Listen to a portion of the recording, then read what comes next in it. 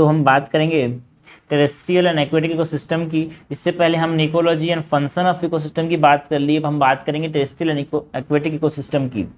Question number 1 क्या है यार, consider the following statement about Amazon rain forest. ठीक है, तो यहाँ पे ये टेरेस्ट्रियल इकोसिस्टम है, ये है ना। अमेजोन रेन फॉरेस्ट की बात करनी है। Amazon rain forest are spread over 80% of the Brazil. कि ये सही है भाई कि 80% ऑफ द ब्राज़ील में ये स्प्रेड है? ना भाई ना, अराउंड 40% ऑफ द ब्राज़ील के अंदर ये स्प्रेड है, not around 80%, it is 40% of the Brazil. और भी बहुत सारे कंट्रीज जिसमें ये स्प्रेड है ना। एंड जिसमें ब्राज़ील आता है, बोलीविया आता है, पेरू आता है, Ecuador, Colombia, Venezuela, Guyana, Suriname, French Guiana. तो टोटल 1 2 3 4 5 6 7 8 कंट्रीज़ में ये फैला हुआ है। ठीक है, it is bounded by Guyana highland to the north and Atlas mountain to the west. भाई ये जो एटलस माउंटेन है ना वो अफ्रीका के अंदर है यार। ठीक है, and Atlantic ocean to the east. ठीक है, तो आप समझ सकते हो गयाना हाईलैंड, सपोज करो ये हमारे पास ब्राज़ील हो गया, ये हमारे पास अमेजन हो गया, तो नॉर्थ में क्या है, गयाना हाईलैंड्स। ठीक है, वेस्ट में क्या है यार, वेस्ट में है एंडीज माउंटेन्स। ठीक है, हमारे पास साउथ में क्या है, Brazilian central plateau.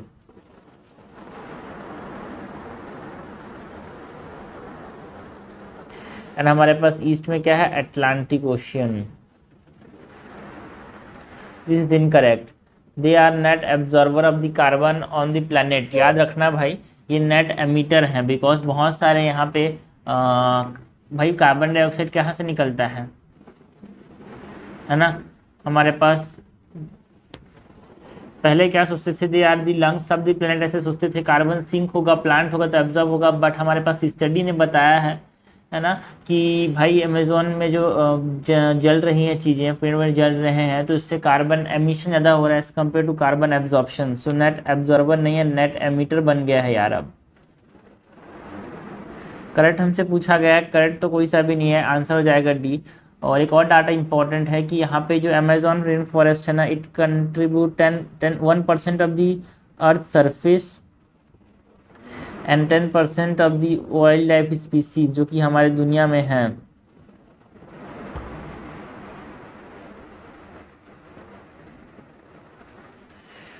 Question number 2 है, consider the following difference between tropical and temperate rain forest. हमको tropical and temperate rain forest के बीच में क्या बताना है यार, डिफरेंस बताना है।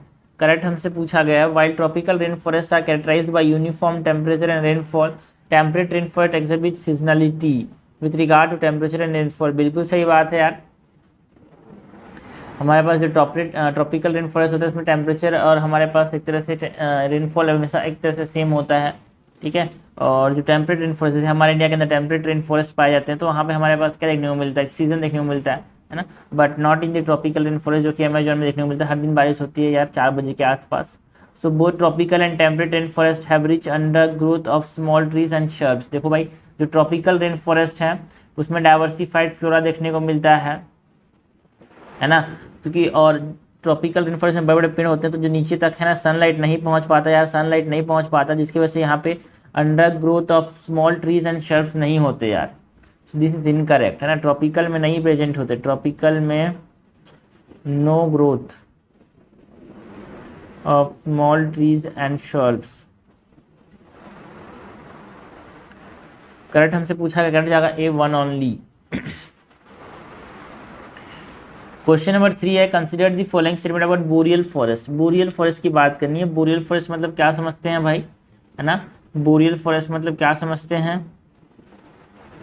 है ना। तो बोरियल फॉरेस्ट मतलब ऐसे फॉरेस्ट जो कि कोल्ड क्लाइमेट से पाए जाते हैं। सपोज करिए हमारे दुनिया का मैप हो गया, ठीक है, ये हमारे पास दुनिया का मैप हो गया, ये नॉर्थ अमेरिका, ये साउथ अमेरिका, ये हमारे पास यूरोप, ये हमारे पास अफ्रीका, ये हमारे पास इंडिया, ये ऑस्ट्रेलिया। तो ये हमारे पास सपोज वर्ल्ड का मैप हो गया। तो जो बोरियल फॉरेस्ट है वो यहाँ पाया जाता है, यहाँ पे कोल्ड टेम्परेचर में। ठीक है, सो यहाँ पे जनरली कॉनिफर्स ग्रो करते हैं यार।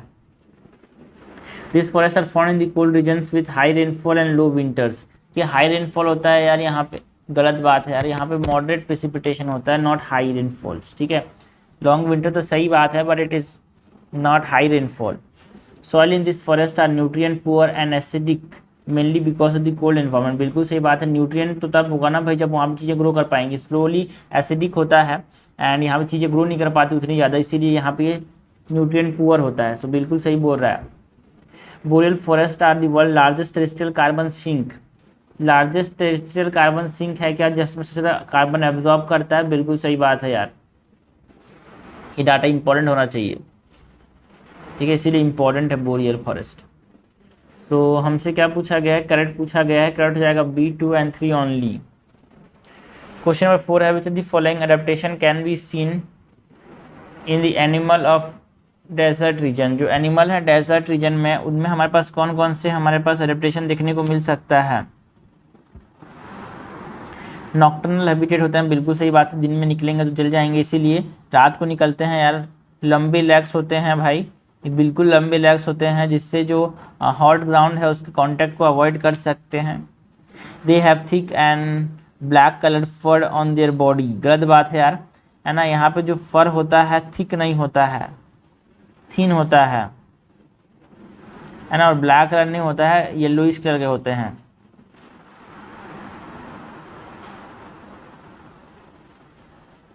Okay, thin coloured light colour fur होगा, ठीक है।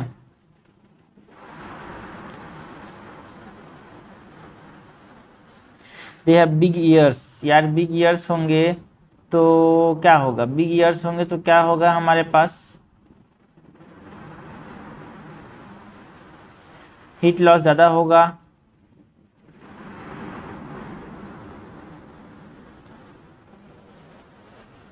गलत, बिग ईयर्स होते हैं, जैसे आप कैमल को देखना उसके ईयर्स क्या होते हैं, बड़े होते हैं। क्यों बड़े होते हैं भाई ईयर्स, जिसे सरफेस एरिया ज़्यादा हो एंड हीट लॉस, समझ रहे हो ना, बिकॉज ये चाहते हैं अपने आप को ठंडा रखना। करेक्ट हमसे पूछा गया है, करेक्ट हो जाएगा 1, 2 and 4, आंसर हो जाएगा C। क्वेश्चन नंबर 5 है यार, consider the following pairs of aquatic organisms. हमको बात करनी है एक्वेटिक ऑर्गेनिजम्स की, है ना, तो ये बहुत इंपॉर्टेंट चीज़ें हैं यार, जो कि अपने पास NCERT के अंदर बहुत अच्छे से मेंशन है, बट हमको थोड़ा मोड़ा पता भी होना चाहिए, थोड़ा मोड़ा नहीं, पूरा अच्छे से पता होना चाहिए। न्यूट्रॉन्स क्या होते हैं, organism which remain attach to stems and leaves of the rooted plant. ना भाई, जो न्यूट्रॉन्स होते हैं वो अनअटैच्ड ऑर्गेनिजम्स होते हैं, जो कि एयर वाटर इंटरफेस पे रहते हैं। भाई ये एयर हो गया, ये वाटर हो गया, तो इसके जो इंटरफेस है यहाँ पे रहते हैं न्यूट्रॉन्स, अनअटैच्ड ऑर्गेनिजम्स हैं। Okay, so it is incorrect. Periphyton, water periphytons यार, ये ऐसे ऑर्गेनिज्म होते हैं live in the air water interface. No, ये न्यूट्रॉन्स होते हैं जो एयर वाटर इंटरफेस में रहते हैं। पेरीफाइटॉन्स वो ऐसे होते हैं, ऐसे ऑर्गेनिज्म जो कि अटैच होते हैं स्टेम्स के साथ या फिर लीव्स के साथ। स्टेम्स या फिर लीव्स के साथ जो अटैच होते हैं उनको हम बोलते हैं पेरीफाइटॉन। तो एक तरह से ये इंटरचेंज है ना स्टेटमेंट है, बट हमसे मैच द फॉर्म नहीं पूछा गया है, ठीक है। नेक्टॉन्स क्या होते हैं भाई, नेक्टॉन्स हमारे पास स्विमर्स होते हैं, organism which are powerful swimmers. बिल्कुल सही बात है यार, है ना, बहुत तेजी से ये स्विम करते हैं, जैसे कि ब्लू व्हेल हो गया। लार्ज होते हैं। Benthos, organism which live at the bottom of the water. बिल्कुल सही बात, जैसे कि हमारे पास स्टार फिश हो गया। करेक्टली मैच हमसे पूछा गया है, करेक्टली मैच हो जाएगा 3 and 4, आंसर हो जाएगा C। क्वेश्चन नंबर 6 क्या है, which the following statement with reference to survival of the coral reef is incorrect. हमको survival of the coral reef की बात करनी है, उसके बारे में इनकरेक्ट बताना है यार। Coral reef rarely develop in water deeper than 50 metres. क्या 50 मीटर से नीचे वो नहीं पाए जाते। बिल्कुल सही बात है, बिकॉज वहाँ पे सनलाइट जो है वो एक तरह से नहीं रीच कर पाते, इसीलिए उसके नीचे 50 मीटर से नीचे रेयरली ये नहीं ग्रो करते, ठीक है। रेयरली डेवलप करते हैं, रेयरली नहीं बोलते हैं, नहीं ग्रो करने नहीं बोल रहे, रेयरली मिलते हैं, ये सही बोल रहे हैं। कोरल रीफ्स रिक्वायर्ड,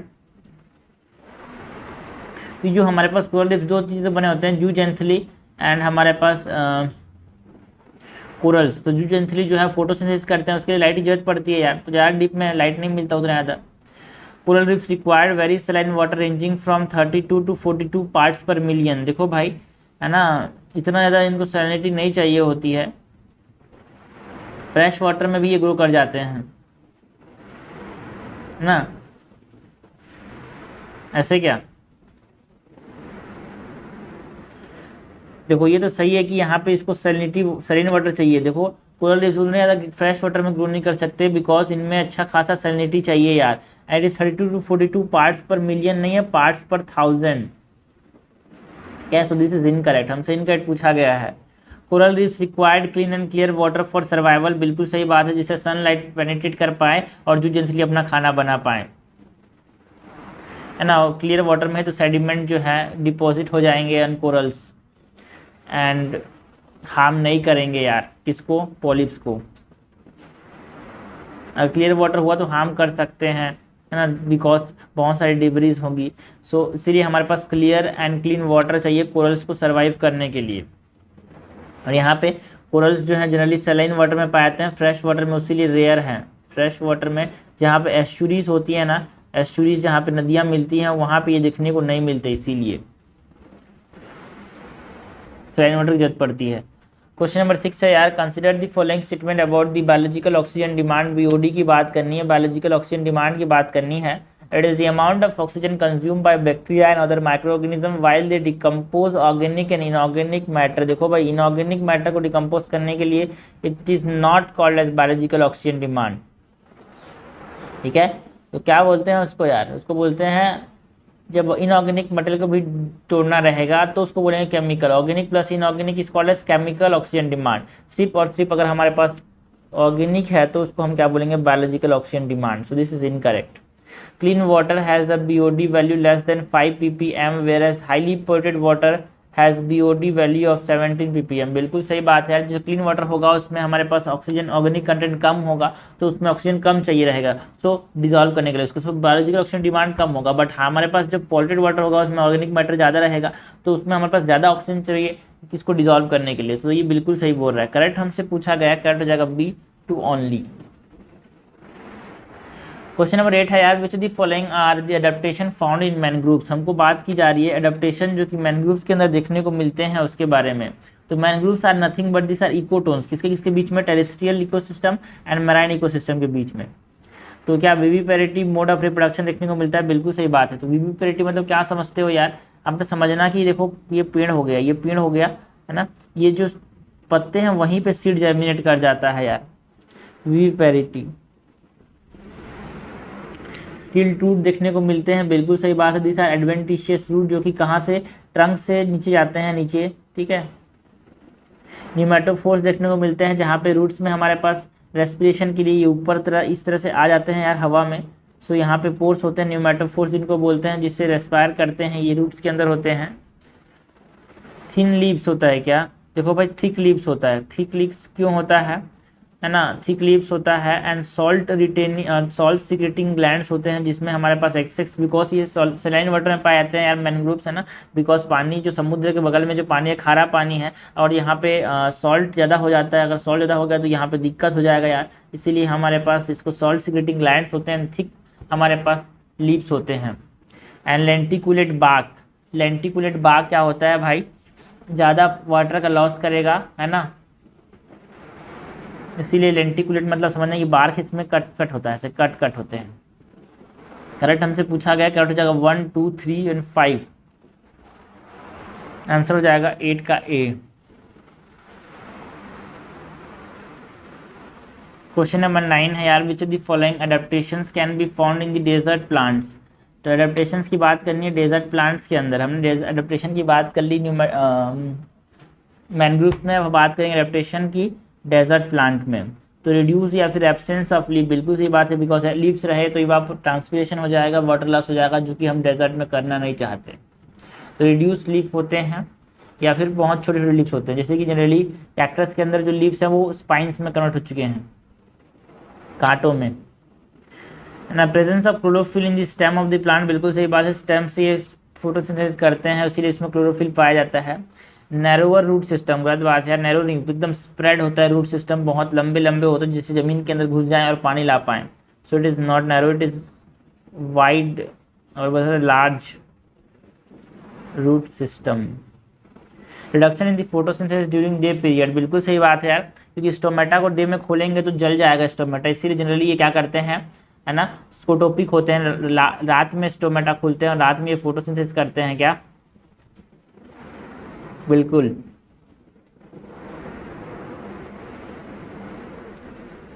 ऐसे ही बोल सकते हो reduction in photosynthesis during dry period,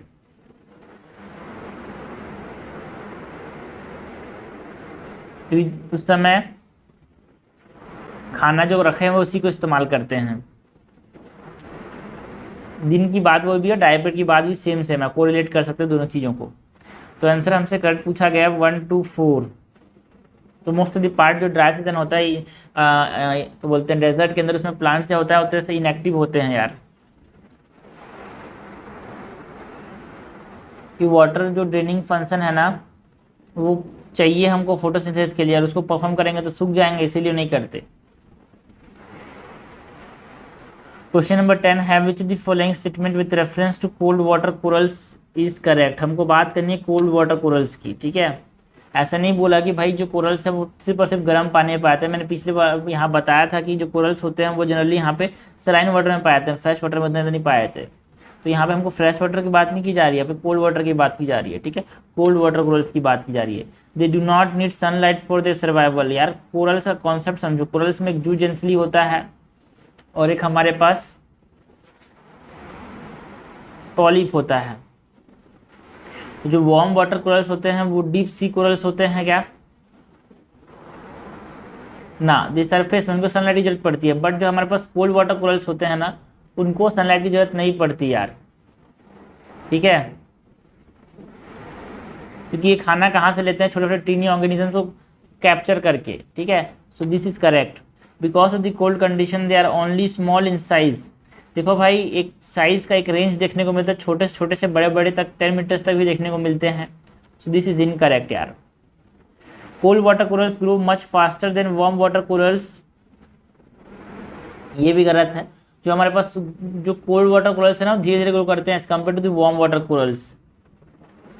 तो हमारे पास करेक्ट क्या हो जाएगा, करेक्ट हो जाएगा ए। हमसे करेक्ट तो पूछा गया है।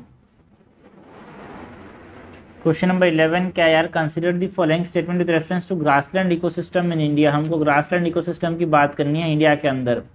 The grassland are found where rainfall is 25 to 75 centimetre per year.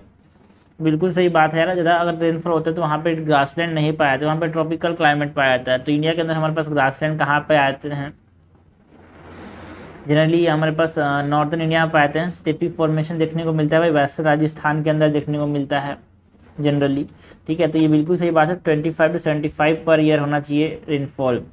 In the western part of Rajasthan mainly savanna grassland ecosystem are found, no not savanna, it is steppe,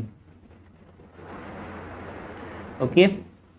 and steppe में क्या होता है भाई हमारे पास है ना, ड्राई सीजन होता है, एक बाद उसके बाद एक लार्ज वेजिटेशन होते हैं रेनफॉल सीजन में, ठीक है। So first is second is incorrect. Vidi is a form of grassland ecosystem of Gujarat. Vidi जो है वो क्या है भाई, सौराष्ट्र रीजन में हमारे पास क्या है, ग्रासलैंड इकोसिस्टम है, जो कि रिप्रेजेंट किसको, सवाना को। दिस इज करेक्ट, हमसे करेक्ट पूछा गया है ना, क्योंकि इसमें क्या होता है, hot and semi arid climate होता है and thorn and scrub vegetation देखने को मिलता है, ठीक है। तो वेस्टर्न राजस्थान में स्टेपी है, बट जो हमारे पास सेंट्रल या फिर ईस्टर्न राजस्थान है ना वहाँ पे हमारे पास सवाना है, याद रखना। तो करेक्ट हमारे पास क्या हो जाएगा, 1 and 3 आंसर हो जाएगा सी। तो ये छोटी छोटी चीज़ें हैं यार जो कि लोग इग्नोर कर देते हैं, समझ नहीं आती, क्वेश्चन से समझ आता है, सब चीज़ें किताबों से नहीं समझ आती। क्वेश्चन नंबर 12 है consider the following statement with reference to kelp forest, ठीक है। कैल्प फॉरेस्ट की बात करनी है। तो कैल्प जो है अंडर वाटर इकोसिस्टम होते हैं भाई, ब्राउन एल्गीज होते हैं। Kelps are nothing but this are brown algaes. Kelp forest are large brown algae found in the coastal areas. बिल्कुल गलत है, ऐसा लगेगा बट बिल्कुल सही भाई, कोस्टल एरियाज में पाए जाते हैं, शैलो वाटर में। And the require cold nutrient rich and relatively clear water. बिल्कुल सही बात है, जो हमारे पास जितना भी जो लाइट पे ग्रो करेंगे मतलब फोटोसिंथेसिस करेंगे उनको क्लियर वाटर जरूरत पड़ेगा यार, है ना। न्यूट्रिएंट रिच हो तभी तो फोटोसिंथेसिस कर पाएंगे। And this show a very well और very high rate of growth as high as half a metre a day. क्या बहुत हाई ग्रोथ रेट होता है? बिल्कुल भाई, आधा मीटर ग्रो कर जाते हैं एक दिन में, इतना तक होता है। करेक्ट हमसे पूछा गया, करेक्ट हो जाएगा डी। क्वेश्चन नंबर 13 है, this type of forest are found along the western Ghats. ठीक है, ये इंडिया हो गया तो वेस्टर्न घाट्स में पाए जाएंगे ऐसा बोल रहा है।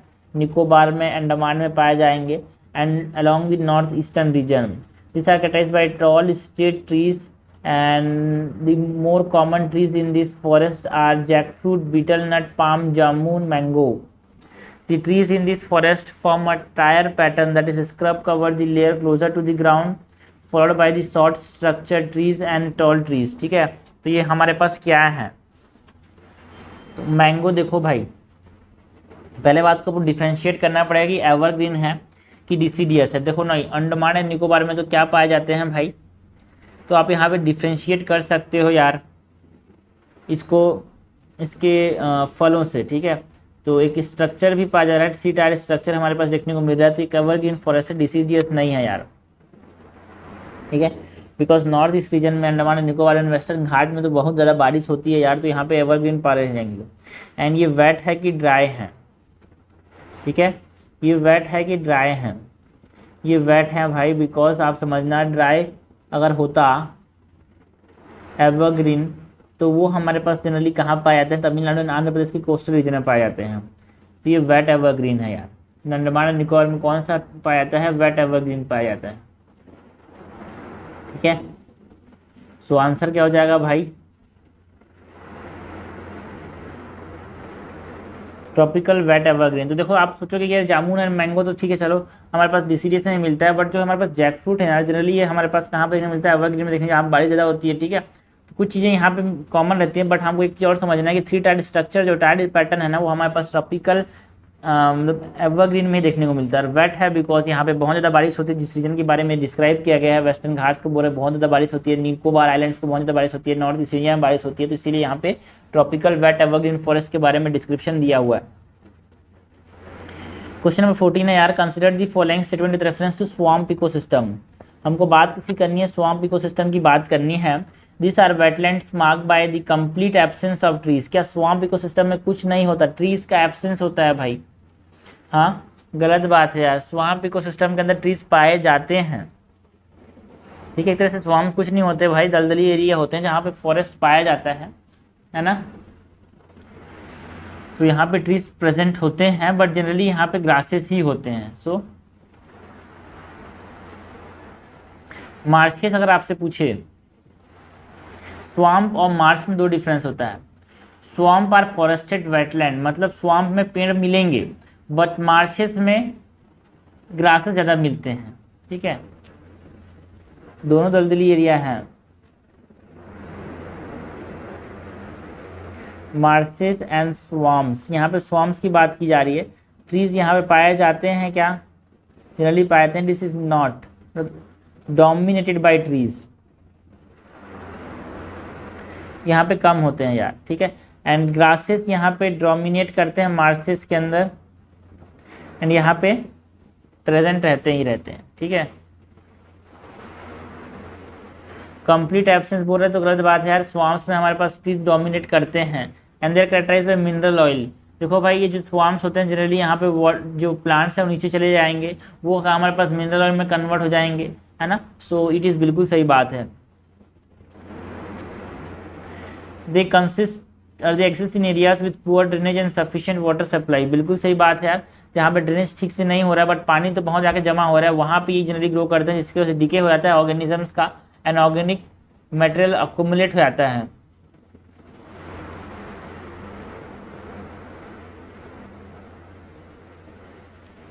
इसी से हमारे पास मिनरल बन जाते हैं। इनकट हमसे पूछा गया है, इनकट हो जाएगा यहाँ पे 1 ओनली। जो स्वाम्प्स होते हैं वहाँ पे ट्रीज डोमिनेट करते हैं यार। क्वेश्चन है 15 है यार, consider the following statement with reference to estuary ecosystem. Estuary ecosystem हमने देखा भाई, जहाँ पे समुद्र से आके नदियाँ मिलती हैं, जनरली वेस्टर्न घाट्स में देखने को मिलते हैं, उसको हम बोलते हैं यार। In estuaries water level and salinity rise and fall with the tides and seasons. तो एस्चुरीज में बिल्कुल सही बात है यार, जो वाटर लेवल है एंड सैलिनिटी है वो बढ़ता घटता रहता है टाइड्स एंड सीजन्स के साथ साथ। रेनी सीज़न में हमारे पास फ्रेश वाटर ज़्यादा आता है, तो वहाँ पे सैलिनिटी कम हो जाता है। सीज़न गर्मी सीज़न है तो पानी कम आएगा और वहाँ पे क्या हो जाता है, सैलिनिटी बढ़ जाता है, टाइड्स भी बढ़ जाते, कम हो जाते हैं। Flow of salt water in the estuaries is called as estuarine current. Suppose करो यहाँ पे समुद्र से पानी आ रहा है, सी वाटर, और यहाँ पे फ्रेश वाटर आ रहा है, तो जो सॉल्ट वाटर है एस्चुरीज में उसको एस्चुराइन करंट बोलते हैं क्या? हाँ, देखो भाई, जो सॉल्ट वाटर आ रहा है ना, सी वाटर जो कि इसके अंदर आता है, उसको एस्चुराइन करंट बोलते हैं, सही बात है। Which is warmer than the anti estuarine current. पहली बात तो ये वार्मर नहीं होता भाई ना, जो एंटी एस्चुराइन करंट होता है वो ज़्यादा वार्मर होता है as compare to the estuarine current, because anti estuarine current जो होता है वो सरफेस पे होता है यार, ये सरफेस में होता है, इसीलिए मोर वार्मर। एंटी एस्चुराइन जो कि पानी से आ रहा है, जो नदियों से आ रहा है, यहाँ पे इस प्रकार का हम क्या बोलेंगे, एंटी एस्चुराइन। और इधर से जो आ रहा है सी वाटर को बोलेंगे एस्चुराइन, एंड ये हमारे पास मोर वार्मर होता है। दिस इज इनकरेक्ट, हमसे करेक्ट पूछा गया है, करेक्ट हो जाएगा ए। क्वेश्चन नंबर 16 क्या है, consider the following pair of the type of forest and the region in which they are primarily found. हमको बात करनी है ऐसे टाइप ऑफ फॉरेस्ट और जो रीजन जहाँ पे पाए जाते हैं इंडिया के अंदर, ठीक है। तो लिटरल एंड स्वाम्प फॉरेस्ट, अभी मैंने बात की स्वाम्प में जनरली यहाँ पे एक तरह से दलदली एरिया है, बट यहाँ पे फॉरेस्ट में ट्रीज डोमिनेंट होते हैं। तो कि जो लिटरल या फिर स्वाम्प फॉरेस्ट है क्या अंडमान एंड निकोबार में पाए जाते हैं? भाई बिल्कुल पाए जाते हैं। गंगा ब्रह्मपुत्र डेल्टा जो है वहाँ भी पाए जाते हैं, जो सुंदरबन डेल्टा है वहाँ पे भी। ट्रॉपिकल थॉर्न फॉरेस्ट, कांटे वाले फॉरेस्ट जनरली डेजर्ट एरिया में पाए जाते हैं, जहाँ पे बारिश कम मिलती है भाई 50 सेंटीमीटर से। तो गुजरात में तो बारिश कम होती है जनरली, गुजरात राजस्थान रीजन में। एंड सब एल्पाइन फॉरेस्ट, अल्पाइन में तो समझना जहाँ पे चीड़ के पत्ते होते हैं, जहाँ पे चीड़ होता है ना, जूनिपर होते हैं, उसको हम बोलते हैं। ये वेस्टर्न मतलब जनरली हिमालयन रीजन में पाया जाता है, like Arunachal Pradesh. Mountain wet temperate forest, temperate forest की बात करनी है तो टेम्परेट फॉरेस्ट अंडमान मतलब नॉर्दर्न इंडिया में पाया जाता है भाई। अभी माउंटेन बोला है, माउंटेन मतलब समझना ये जनरली यहाँ पे पाए जाते हैं, जो कि कम से कम 2000 मीटर, 2000 मीटर नहीं, 2 किलो, जहाँ पे मिनिमम बारिश कितनी होती है भाई, कम से कम 200 सेंटीमीटर तो होती ही होती है, ठीक है। वेट टेम्परेट है ना। और ये जो है जनरली हाइट्स पे पाए जाते हैं भाई, 1000 से 2000। तो ये आंध्र प्रदेश में कैसे पाएंगे? आंध्र प्रदेश में तो उतना हाइट नहीं रहता, ये अरुणाचल प्रदेश में पाए जाते हैं, अरुणाचल प्रदेश से नेपाल तक। सो करेक्टली मैच है ना, माउंटेन बोला ना, इसीलिए हाइट पे होंगे ये। और हाइट कितनी है, 1000 से लेके 2000 मीटर। तो करेक्ट हो जाएगा 1 2 3, आंसर हो जाएगा ए। क्वेश्चन नंबर 17 है यार, consider the following pair of Ramsar sites in India and their location. कुछ रामसर साइट्स की बात की जा रही है और उसके लोकेशन के साथ को मैच करना है। कोलेरू लेक आंध्र प्रदेश में है, बच्चे को पता है यार, कोलेरू लेक जो है largest shallow fresh water lake है एशिया के अंदर, आंध्र प्रदेश में है। अष्टमुदी कहाँ पे है? केरला के अंदर, नॉट तमिलनाडु। अष्टमुदी जो लेक है इट इज़ इन केरला, ठीक है। लोनार लेक कहाँ पे है भाई? महाराष्ट्र के अंदर, बिल्कुल सही बात है।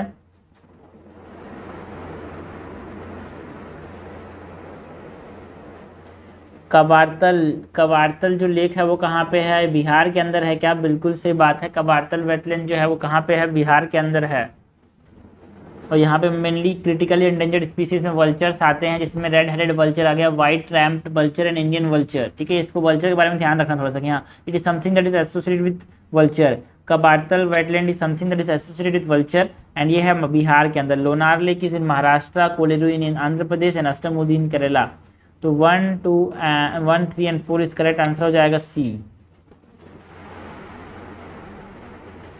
क्वेश्चन नंबर 8 है यार, consider the following ecosystem, which of the following is the correct sequence of decreasing order of the mean net primary productivity. जो एनपीपी है, जो ऑर्गेनिक मैटर प्रोड्यूस होता है, उसका डिक्रीजिंग ऑर्डर सबसे ज़्यादा कहाँ पे होगा भाई?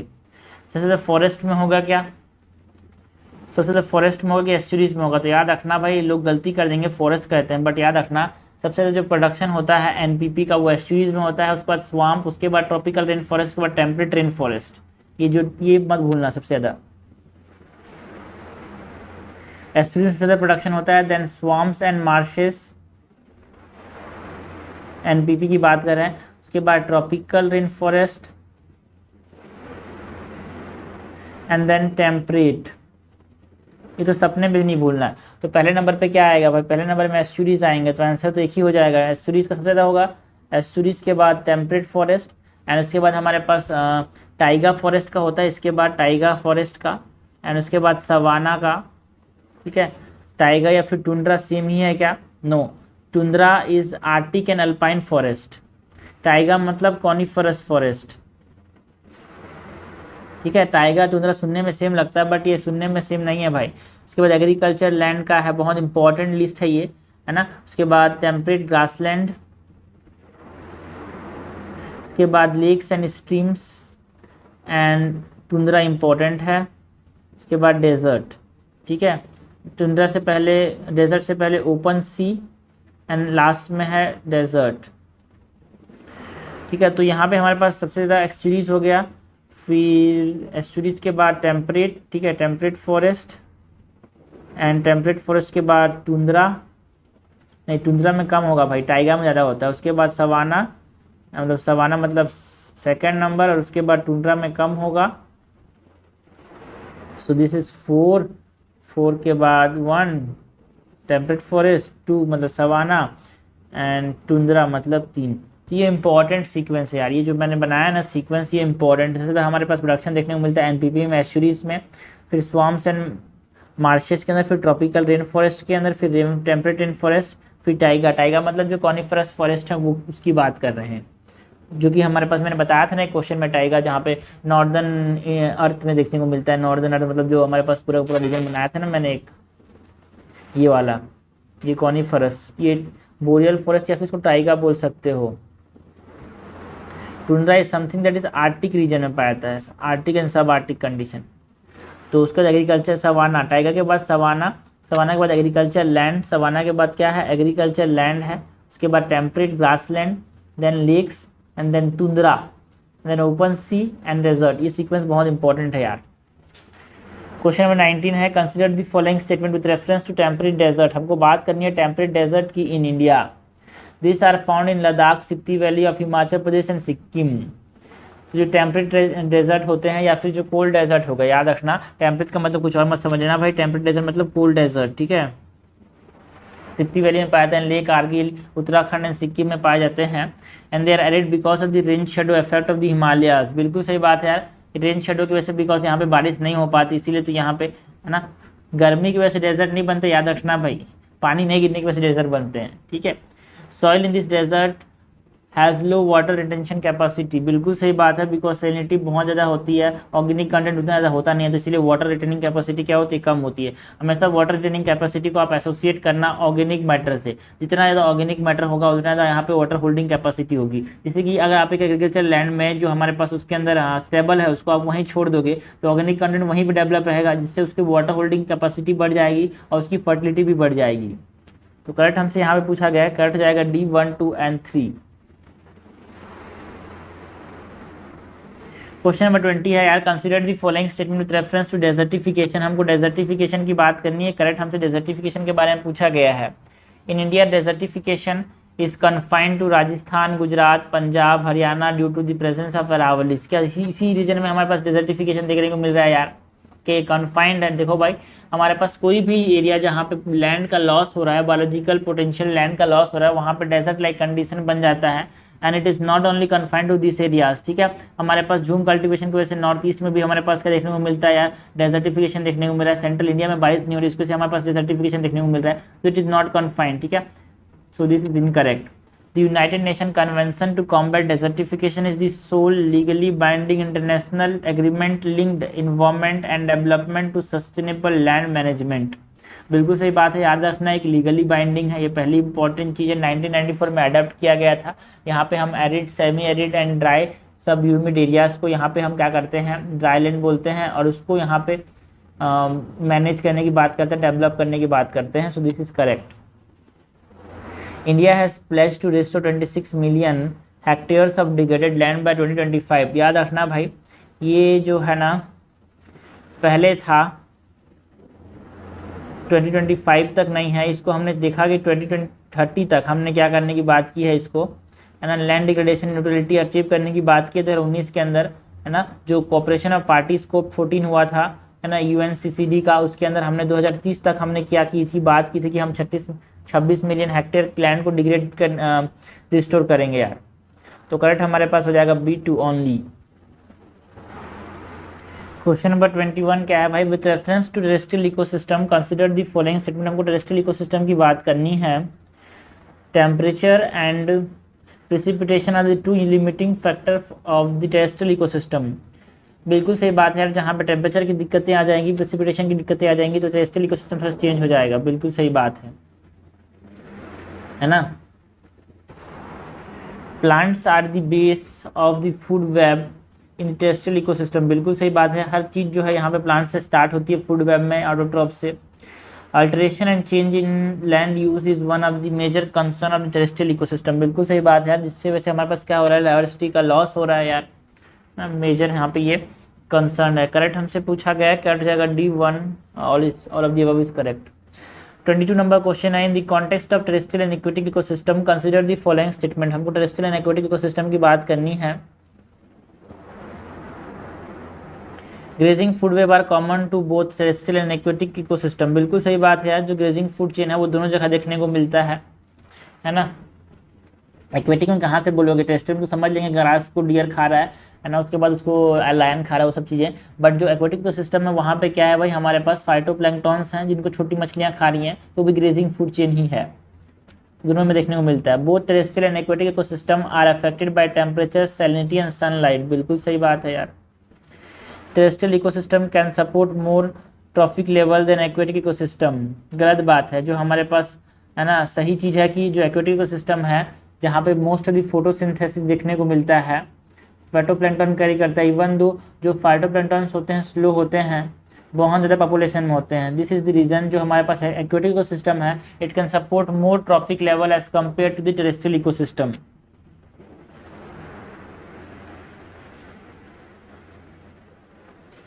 तो ये चीज़ें हमेशा दिमाग में याद रखना यार। करेक्ट हमसे पूछा गया, करेक्ट हो जाएगा 1 और 2, आंसर हो जाएगा यहाँ पे C। 23 नंबर क्वेश्चन है, with reference to aquatic ecosystem. हमको एक्वेटिक इकोसिस्टम की बात करनी है। इनकरेक्ट पूछा गया है।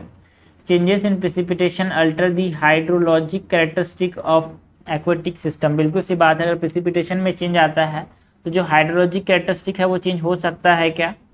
बिल्कुल हो सकता है। The level of dissolve oxygen in aquatic ecosystem is a function of salinity. मतलब अगर सैलिनिटी चेंज हो रहा है तो डिजॉल्व ऑक्सीजन भी चेंज होगा। बिल्कुल सही बात है यार, है ना। हमारे पास जो टेम्परेचर बढ़ने के साथ साथ, सैलिनिटी बढ़ने के साथ साथ हमारे पास सॉल्युबिलिटी जो है ऑक्सीजन की कम हो जाती है। सो ऑक्सीजन की सॉल्युबिलिटी जो है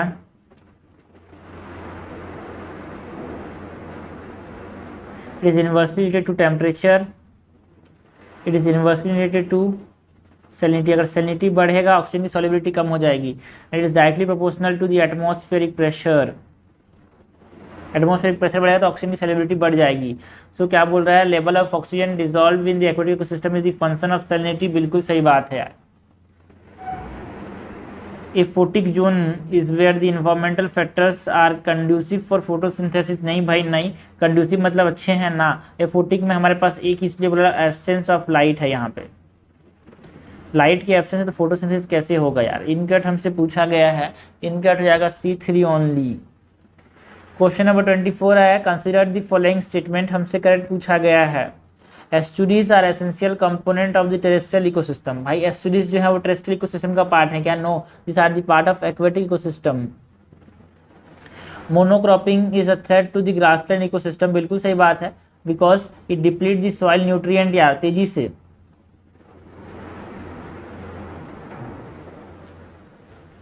fungi act as a decomposer in aquatic ecosystem और एक्वेटिक इन्वायरमेंट। बिल्कुल सही बात है यार, फंगाई तो दुनिया भर डिकम्पोजर्स का इंपॉर्टेंट रोल प्ले करते हैं,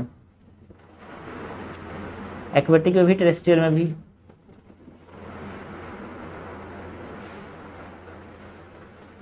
क्योंकि एक्सट्रीम कंडीशंस में ना बैक्टीरिया और फंजाई के अलावा कोई सर्वाइव नहीं कर पाता, इसीलिए हमारे पास एक्टिविटी सिस्टम जो कि बहुत नीचे होता है, लाइक बेंथिक जोन्स में हम बात करें तो वहाँ पे फंजाई ही डिकम्पोज का काम कर सकते हैं।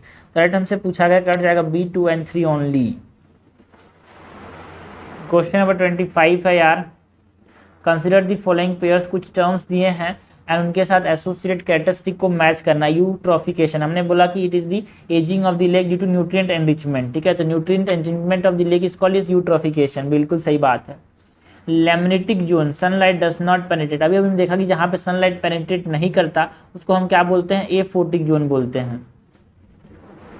लैमिनेटिक जोन कैसा है भाई, it is open and well light area, जहाँ पे अच्छे से फ्रेश वाटर है, आसानी से पानी लाइट पहुँच पा रहा है, वहाँ पे फोटोसिंथेसिस अच्छे से हो रहा है, this is incorrect. Trophic cascade, the addition और removal of top predator in an ecosystem, बिल्कुल सही बात है। ट्रॉफिक कास्केड में हमारे पास जो टॉप प्रीडेटर है उसको ऐड कर देते हैं या फिर रिमूव कर देते हैं, उसको हम क्या बोलते हैं, ट्रॉफिक कास्केड। सपोज करो टाइगर किसी इकोसिस्टम में है, उसको निकाल दिए सारे टाइगर्स को, तो इसको बोलेंगे traffic cascade.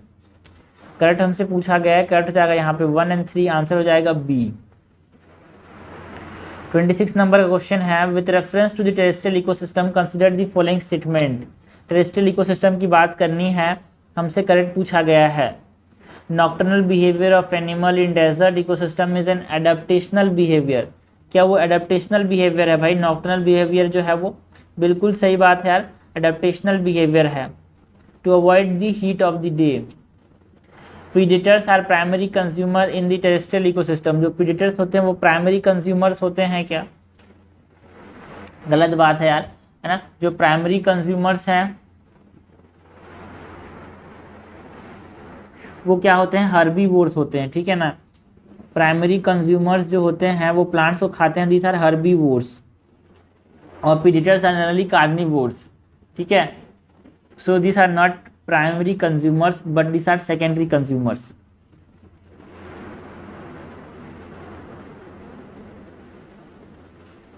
Terrestrial ecosystem act as a natural carbon sink, जो टेरेस्ट्रियल इकोसिस्टम है वो नेचुरल कार्बन सिंक का काम करता है क्या? ग्लोबल कार्बन को एब्जॉर्ब करता है भाई, बिल्कुल एब्जॉर्ब करता है, बिकॉज यहाँ पे क्या होते हैं, प्लांट्स होते हैं जो कि फोटोसिंथेसिस के लिए हमारे पास CO2 को एब्जॉर्ब कर लेते हैं। एंड लार्जेस्ट कार्बन सिंक कौन है भाई? टाइगर तो अच्छा खासा है बट हाँ लार्जेस्ट नहीं है। लार्जेस्ट कार्बन सिंक ओशियंस होते हैं यार। करेक्ट हमसे पूछा गया, करेक्ट जाएगा A 1 and 3 only. Question number 27 है, in the context of terrestrial ecosystem consider the following statement. हमको फिर से बात किसी करनी है, टेरेस्ट्रियल इकोसिस्टम की बात करनी है। Wetlands are ecotones between terrestrial and aquatic ecosystem. देखो भाई, क्या wetland terrestrial and aquatic ecosystem के बीच में इकोटोन है? बिल्कुल सही बात है। यहाँ पे लैंड खत्म हुआ या पानी चालू हुआ, बीच में क्या नाम दिया, wetlands, mangroves, okay. The presence of diverse coniferous trees species are characteristic of tropical forest. क्या ट्रॉपिकल फॉरेस्ट में कॉनिफरस ट्रीज पाए जाते हैं भाई? गलत बात है, ये तो कॉनिफरस ट्रीज हमने देखा था टाइगा फॉरेस्ट में या फिर बोरियल फॉरेस्ट में पाए जाते हैं, okay. So this is incorrect. और इसके एग्जाम्पल्स क्या है कॉनिफरस ट्रीज का? हमारे पास पाइन हो गया, फर हो गया, ठीक है, कोल्ड क्लाइमेट में थोड़ा सा पाए जाते हैं ये। Dense canopies of vegetation are found in the tundra forest ecosystem. Tundra मतलब एक आर्टिक रीजन है भाई। आर्टिक रीजन में उतने डेंस कैनोपीज नहीं पाया जाता यार, वहाँ पे तो उतना कम प्रोडक्टिविटी होती है, तो डेंस कैनोपीज कहाँ पे पाया जाता है? ट्रॉपिकल एवरग्रीन फॉरेस्ट और ट्रॉपिकल रेन फॉरेस्ट के अंदर। तो यहाँ पे हमसे क्या पूछा गया है? इनकरेक्ट पूछा गया है। हमेशा क्या पूछा गया है उसको देख के ही आंसर टिक करना भाई। बी इसका इनकरेक्ट, मतलब 2 and 3 is incorrect. Question number 8 है, कुछ इकोसिस्टम के कंपोनेंट्स दिए हुए हैं यार, एंड हमारे पास उसके कैरेक्टरिस्टिक या फिर एग्जांपल्स के साथ मैच करना है। टुंड्रा, अभी हमने देखा टुंड्रा को और क्या नाम देते हैं हम? टाइगा बोरियल एक है, टुंड्रा मतलब आर्टिक रीजन, जहाँ पे बर्फ जमा होता है, आर्टिक रीजन, ठीक है। तो यहाँ पे हमारे पास मॉसेस, लाइकेंस, ये सब पाए जाते हैं क्या भाई? बिल्कुल सही बात है। और कोई तो ग्रो नहीं कर पाता, कुछ छोटी छोटी चीज़ें यहाँ पे ग्रो कर पाती हैं। लोटिक इकोसिस्टम, लोटिक का मतलब क्या है? यहाँ पे रिवर आइन इकोसिस्टम। लोटिक मतलब something that is flowing, riverine ecosystem. And lentic मतलब रुका हुआ, it is lotic is flowing. And एक होता है लैंटिक दैट इज स्टेड, रुका हुआ, जिसको हम लॉकस्ट्रीन भी बोलते हैं। इट इज सीडेंट्री या फिर स्टैटिक बोल सकते हैं, स्टैटिक पानी का फ्लो नहीं हो रहा है ना, जिसमें हमारे पास लेक्स आ गए, पॉन्ड्स आ गए, ये सब। So the ponds and marshes, lakes are not example of lotic ecosystem, they are the example of lentic ecosystem। ठीक है, algae decomposer of aquatic ecosystem, भाई एल्गी आर नॉट डिकम्पोजर्स यार, ठीक है, algae are the producers autotrophs. So this is incorrect, हमसे correct पूछा गया है, करेक्ट हो जाएगा वन ओनली, आंसर हो जाएगा सी। क्वेश्चन नंबर 29 है यार, कंसिडर दी फॉलोइंग स्टेटमेंट, हमसे इनकरेक्ट पूछा गया है। Desert ecosystem has the highest average net primary productivity, यार हमने इसका सीक्वेंस देखा था, एवरेज नेट प्राइमरी प्रोडक्टिविटी का जो हाईएस्ट है वो किसके पास है, हमारे पास जो हमारे पास स्वाम्स एंड मार्सेस हैं उसके पास है। देखो ऊपर सीक्वेंस मैंने बनाया है, उसको फिर से दिखाता हूँ यार, है ना। सबसे सॉरी, स्वाम्स एंड मार्सेस के ज़्यादा एस्चुरीज के पास है, ठीक है, और उसके बाद हमारे पास एस्चुरीज के पास है सबसे ज़्यादा हमारे पास, उसके बाद स्वाम्स एंड मार्सेस, उसके बाद ट्रॉपिकल रेन फॉरेस्ट, फिर टेम्परेट रेन फॉरेस्ट, फिर टाइगा फॉरेस्ट जिसको बोरियल फॉरेस्ट मिलते हैं जहाँ पे हमारे पास कॉनिफरस पाए जाते हैं, उसके बाद सवाना, उसके बाद agriculture land and temperate grasslands, उसके बाद लेक्स, उसके बाद टुंड्रा जहाँ पे बर्फ़ जमा होता है, उसके बाद ओपन ओशियंस, एंड लास्ट में हमारे पास सबसे कम प्राइमरी प्रोडक्टिविटी जो होती है, नेट प्राइमरी प्रोडक्टिविटी जो कहाँ की होती है, डेजर्ट की होती है, not largest, it is come. तो सबसे ज़्यादा हमारे पास किसका है भाई, एस्चुरीज का, एनपीपी बोल रहे हैं ना, नेट प्राइमरी प्रोडक्टिविटी। उसके बाद स्वाम्स है, और सबसे लास्ट में हमारे पास किसका है, डेजर्ट है, सबसे कम होता है, not largest, it is least, है ना, इससे भी कम जहाँ पे कोल्ड एकदम एक्सट्रीम कंडीशंस का होता है, बट हाँ डेजर्ट्स को मान लिया अभी। Changes in the temperature profile with depth in an aquatic ecosystem is called as thermal stratification. जब टेम्परेचर चेंज होता है भाई डेप्थ के साथ, उसको हम थर्मल स्ट्रेटिफिकेशन बोलते हैं। क्या, बिल्कुल सही बात है, ऊपर वाले का लोएस्ट है, ठीक है। Estuaries have the higher productivity as compare to grassland ecosystem, देखा भाई सबसे ज़्यादा एस्चुरीज का, तो है ना। इनकट हमसे पूछा गया है, इनकट हो जाएगा वन ओनली। क्वेश्चन नंबर 30 है, with reference to aquatic ecosystem, aquatic ecosystem की बात करनी है भाई, कंसीडर द फॉलोइंग स्टेटमेंट, हमसे करेक्ट पूछा गया है। Blue carbon is the carbon stored in the coastal and marine ecosystem, where is the green carbon is the carbon stored और carbon taken up by the terrestrial ecosystem. ये definition बार बार पूछे जाते हैं जो कि हमको पता होना चाहिए भाई, बिल्कुल सही बात है। पानी या ब्लू है, पानी, पानी तो ब्लू मतलब पानी, वाटर में जो कार्बन स्टोरेज उसको ब्लू बोलेंगे। एंड हरा है हमारा वातावरण, एंड हरा वातावरण में हमारे पास जो टेरेस्ट्रियल इकोसिस्टम में जो हमारे पास क्या है, कार्बन स्टोरेज, उसको हम क्या बोलेंगे, ग्रीन कार्बन बोलेंगे। सो बिल्कुल सही बोल रहा है। Increased sediment deposition from the urban construction has resulted in great turbidity and decreased photosynthesis in the aquatic ecosystem। बिल्कुल सही बात है, जो सेडिमेंट का डिपोजिशन बढ़ रहा है अर्बन कंस्ट्रक्शन से, सीमेंट लाइक मटेरियल्स का, उससे हमारे पास क्या हो रहा है यार, जो हमारे पास फोटोसिंथेसिस है वो कम हो रहा है, धुंधला पर जो पानी का वो बढ़ रहा है, डिजॉल्व ऑक्सीजन भी इफेक्ट हो रहा है। Only natural wetlands have the water purification function, गलत बात है, ये दोनों natural as well as manmade. भाई वेटलैंड तो वेटलैंड होता है यार, नेचुरल हो या फिर मैनमेड, उसका काम तो प्यूरिफाई करना है। So both natural as well as manmade, दोनों हमारे पास क्या कर सकते हैं, प्यूरिफिकेशन कर सकते हैं वाटर का। तो करेक्ट हमारे पास हो जाएगा 1 and 2 ओनली। आगे बढ़ते हैं भाई, क्वेश्चन नंबर 31 देखते हैं। In the context of terrestrial and aquatic ecosystem consider the following statement, हमको टेरेस्ट्रियल एंड एक्वेटिक इकोसिस्टम की फिर से बात करनी है। The marine ecosystem biomass pyramid are often inverted, जो मराइन इकोसिस्टम होते हैं उसमें जो बायोमास जो पिरामिड होते हैं जनरली इन्वर्टेड होते हैं। क्या, बिल्कुल सही बात है, बिकॉज आप समझना फाइटोप्लैंक्टन्स का जो वेट होता है बहुत कम होता है as compare to the large sharks. Okay, so that's why the biomass का जो पिरामिड है मराइन इकोसिस्टम में वो ऑफन इन्वर्टेड होता है। Okay, pyramid of energy is inverted in terrestrial ecosystem. देखो भाई, pyramid of energy is always upright यार,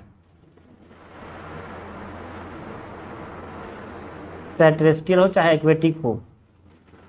फंजाई और autotrophs that occupy base of the terrestrial food web, देखो भाई फंजाई जो है वो ऑटोट्रॉप्स नहीं होते हैं, they are decomposers and they do not occupy any position in the food web.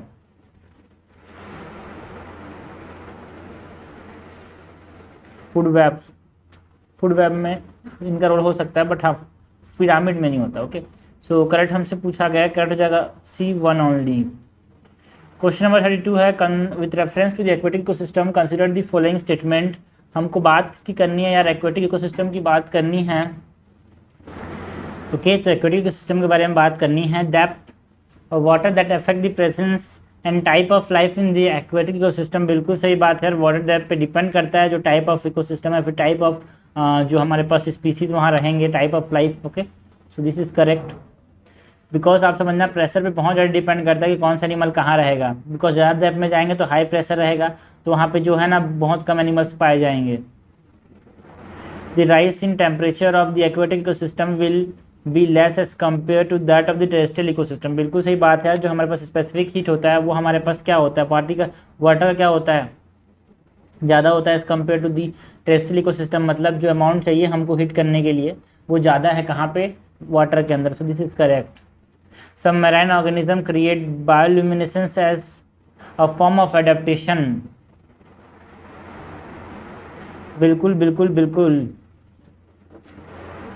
इसमें हमारे पास डाइनोफ्लैजिलेट के मेंबर्स आते हैं यार। करेक्ट हमसे पूछा गया है नॉक्टिलुका, है ना, करेक्ट हमसे पूछा गया है, करेक्ट हो जाएगा। तीनों के तीनों करेक्ट हैं भाई, हमारे पास आंसर हो जाएगा डी। क्वेश्चन नंबर 33 है, consider the following statement about the desert ecosystem of the earth. हमको बात करनी है डेजर्ट इकोसिस्टम की जहाँ का प्रोडक्टिविटी बहुत कम होता है। कैम्प पाथवे, कार्सोलेशन, एसिड मेटाबॉलिज्म, है ना, बायोलॉजी में पढ़ते हैं यार, जो ह्यूमैनिटीज़ वाले ज़्यादा समझ में नहीं आएगा तो ठीक है छोड़ो। कैम्प pathway in the plant help to increase the photo respiration and reduce water usage, बिल्कुल सही बात है ना। फोटो रेस्पायरेशन को ये क्या करता है, वाटर लॉस को मिनिमाइज करता है। फोटो रेस्पायरेशन, देखो फोटो रेस्पायरेशन को इंक्रीज करता है बोल रहा है, मतलब एक तरह से फोटो रेस्पायरेशन फोटोसिंथेसिस में समझना है, रेस्पिरेशन।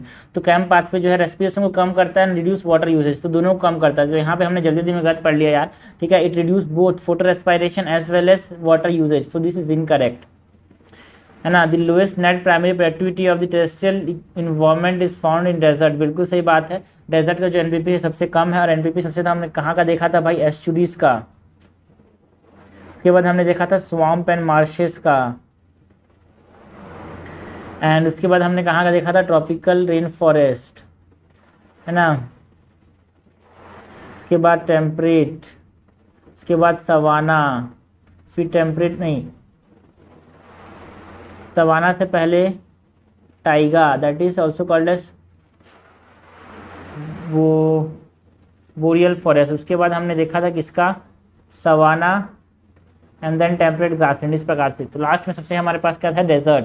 ज़ीरोफाइट प्लांट है fewer stomata to reduce water loss by transpiration, बिल्कुल सही बात है यार। इनकट हमसे पूछा गया है, इनकट हो जाएगा फर्स्ट, आंसर हो जाएगा A, one only. Question number 34 है, consider the following statement about the terrestrial ecosystem. हमको टेरेस्ट्रियल इकोसिस्टम की बात करनी है। Fire act as a limiting factor in the grassland ecosystem, बिल्कुल सही बात है, जिससे उनके ग्रोथ को रोक देता है ये, है ना।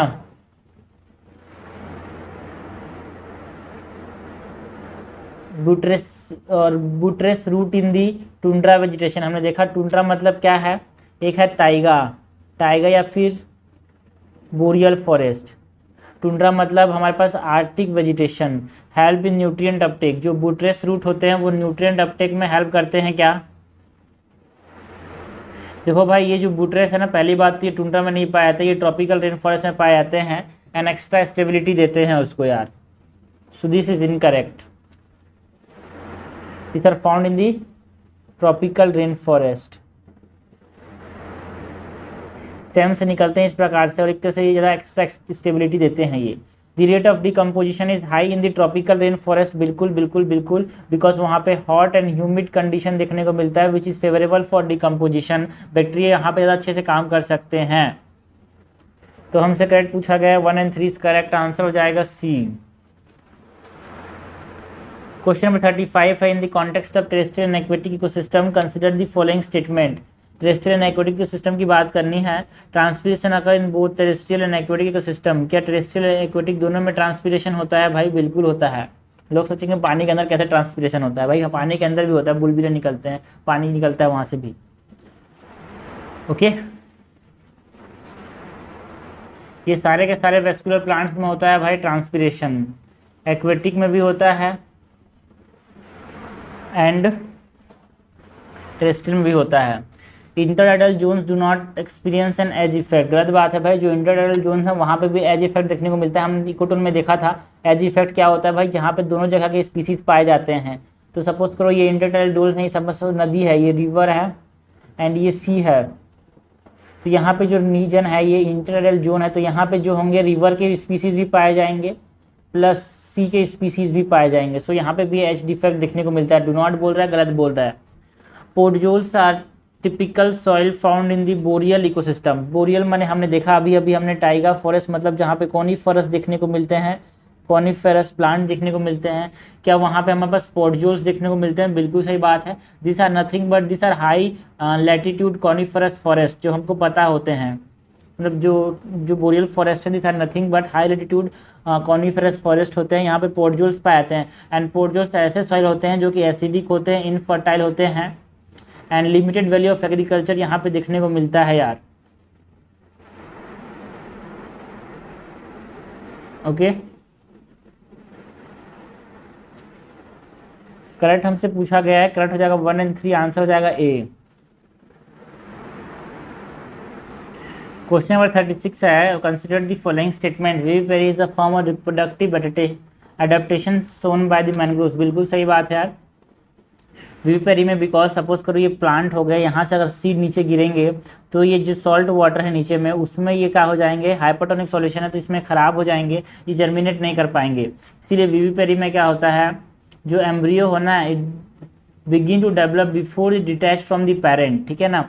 पेरेंट से डिटैच होने से पहले ही एम्ब्रियो क्या करता है, ये यहाँ पे क्या करना चालू होता है, जर्मिनेट करना चालू होता है। Okay, so it is correct.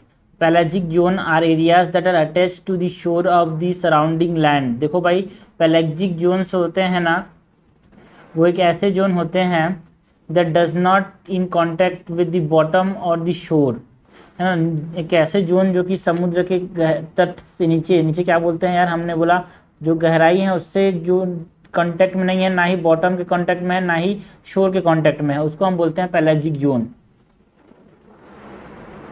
जैसे कि रिवर हो गया, है ना, मतलब वाटर बॉडीज के अंदर ही रहता है, रिवर में भी रहता है, ओशन में भी रहता है, लेक में भी रहता है, but which are not in contact with the shore और the bottom, so this is incorrect. ये हो गया pelagic zone. Thermal pollution lead to an increase in the dissolved oxygen level in the aquatic ecosystem. भाई thermal pollution से जो हमने देखा था सॉल्युबिलिटी और टेम्परेचर का इन्वर्स रिलेशन है, टेम्परेचर ज़्यादा होगा तो सॉल्युबिलिटी कम होगी, तो जो डिजॉल्व ऑक्सीजन है वो चला जाएगा, इंक्रीज नहीं होगा, डिक्रीज हो जाएगा। सो दिस इज इनकरेक्ट। हमसे करेक्ट पूछा गया है, करेक्ट हो जाएगा A1 ओनली। क्वेश्चन नंबर 37 है, consider the following statement about the tidal forest ecosystem. हमको टाइडल फॉरेस्ट इकोसिस्टम की बात करनी है, इनकरेक्ट बात करनी है टाइडल फॉरेस्ट इकोसिस्टम के बारे में। Tidal forest in India are found in the regions of Godavari, Krishna, Mahanadi. बिल्कुल सही बात है। टाइडल फॉरेस्ट मतलब एक तरह से आप समझना ये मैनग्रोव्स की बात कर रहा है। तो गोदावरी, कृष्णा एंड महानदी के डेल्टाज में हमारे पास रीजन में पाए जाते हैं, इनके डेल्टाज में। Destruction of mangrove is causing the decrease in the Kharai camels. बिल्कुल सही बात है। खेरी कैमल्स या फिर स्विमिंग कैमल्स जो कि हमको गुजरात के भुज एरिया में देखने को मिलते हैं, है ना, उनका देखो अब मैनग्रोव्स की वजह से तो यहाँ पे क्या कर पाते हैं, इनका फूड का सोर्स है, ये खाना खाते हैं मैनग्रोव से, बट अगर मैनग्रोव चले जा रहे हैं तो इनका खाना चला जा रहा है, उनका खाना चला जा रहा है, so they are decreasing in number. Mangrove tree take up oxygen through their roots. बिल्कुल सही बात है, इनको हम नोमेटोफोर्स बोलते हैं, ब्रीथिंग रूट्स के नाम से जाना जाते हैं। जैसे जमीन में यहाँ पे घुसे होते हैं, ये पानी तो ऊपर तरफ निकलते हैं ऐसे। इनकट हमसे पूछा गया है भाई, सब करेक्ट हैं, तो इनकट तो कोई सा भी नहीं है, आंसर हो जाएगा डी। क्वेश्चन नंबर 38 है, the regions are characterised by long winters and moderate annual precipitation. ऐसे रीजन जहाँ पे लॉन्ग विंटर होता है, मॉडरेट एनुअल प्रेसिपिटेशन होता है, and are compose primarily of cone bearing needle और scale leaved evergreen forest, cone bearing needle shaped and scale bearing evergreen trees. They are the world largest terrestrial ecosystem. Largest terrestrial ecosystem क्या है, and account for 29% of the earth forest. ओहो, it primarily consist of coniferous forest such as pines although there are some other deciduous trees also known as boreal forest. तो इनमें से boreal forest किसको बोलते हैं भाई? टुंड्रा को नहीं बोलते because it is arctic. Taiga, हमने बार बार बात की थी, taiga are known as what? Taiga are known as boreal forest. Okay, taiga are known as boreal forest. इसमें लॉन्ग विंटर सीजन होता है एंड इसकी जो लीव्स होते हैं लाइक इस तरह से पाइन के ऐसे निकले होते हैं, ऐसे ऐसे, है ना, ऐसे ऐसे नीडल लाइक होते हैं, है ना, जिसमें पाइन कोनिफरस ट्रीज आते हैं। 29% ऑफ द अर्थ फॉरेस्ट में यही आते हैं यार, ठीक है। So you get taiga forest.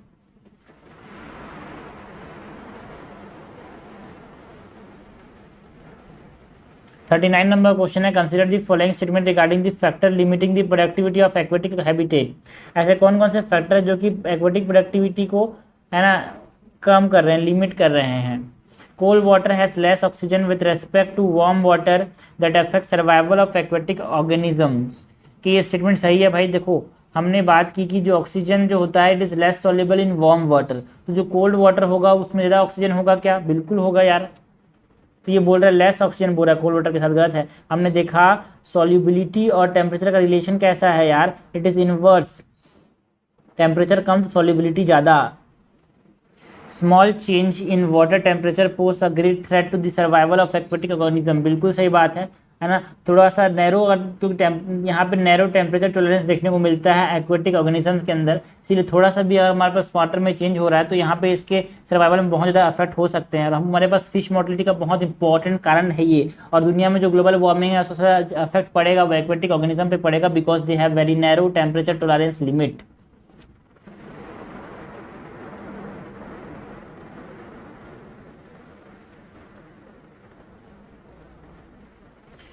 Sunlight penetration determine the extent of plant distribution in aquatic habitat. बिल्कुल सही बात है, जितना डेप्थ तक पानी सनलाइट जाएगा उतना डेप्थ तक प्लांट फोटोसिंथेसाइज कर पाएंगे, उतने डेप्थ तक हमारे पास खाना मिलेगा एनिमल्स को, तो उतने डेप्थ तक हमारे पास एक्वेटिक हैबिटेट देखने को मिल सकता है। डिटरमाइन करता है इस चीज़ को। करेक्ट हमसे पूछा गया यार, करेक्ट हो जाएगा B, 2 and 3 only.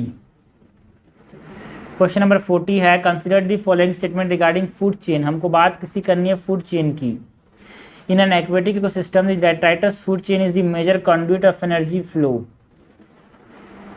Energy flow का मेजर कंडुइट कौन है या फिर मेजर चैनल जो है वो क्या है भाई?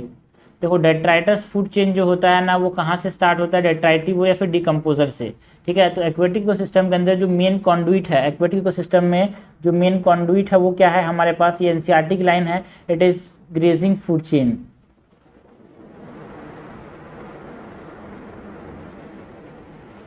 ठीक है। टेरेस्ट्रियल इकोसिस्टम में क्या है भाई? टेरेस्ट्रियल इकोसिस्टम में जो major conduit of energy transfer है it is the detritus food chain.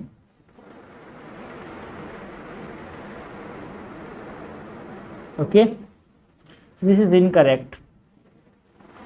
In terrestrial ecosystem grazing food chain is the major conduit. No, it यहाँ पे ये जो है detritus food chain is the major conduit. Grazing food chain and detritus food chain interact with each other at some level. बिल्कुल सही बात है यार, जो ग्रेजिंग फूड चेन है और डेट्राइटस फूड चेन ना कहीं तो इंटरेक्ट करते ही करते हैं, बिकॉज लास्ट में डेट्राइटस फूड चेन जो है वो एनर्जी रिलीज करेगा, प्लांट फिर से उसको खाना बनाएंगे और फिर से वहीं पे चल जाएगा जो प्रोसेस है वो।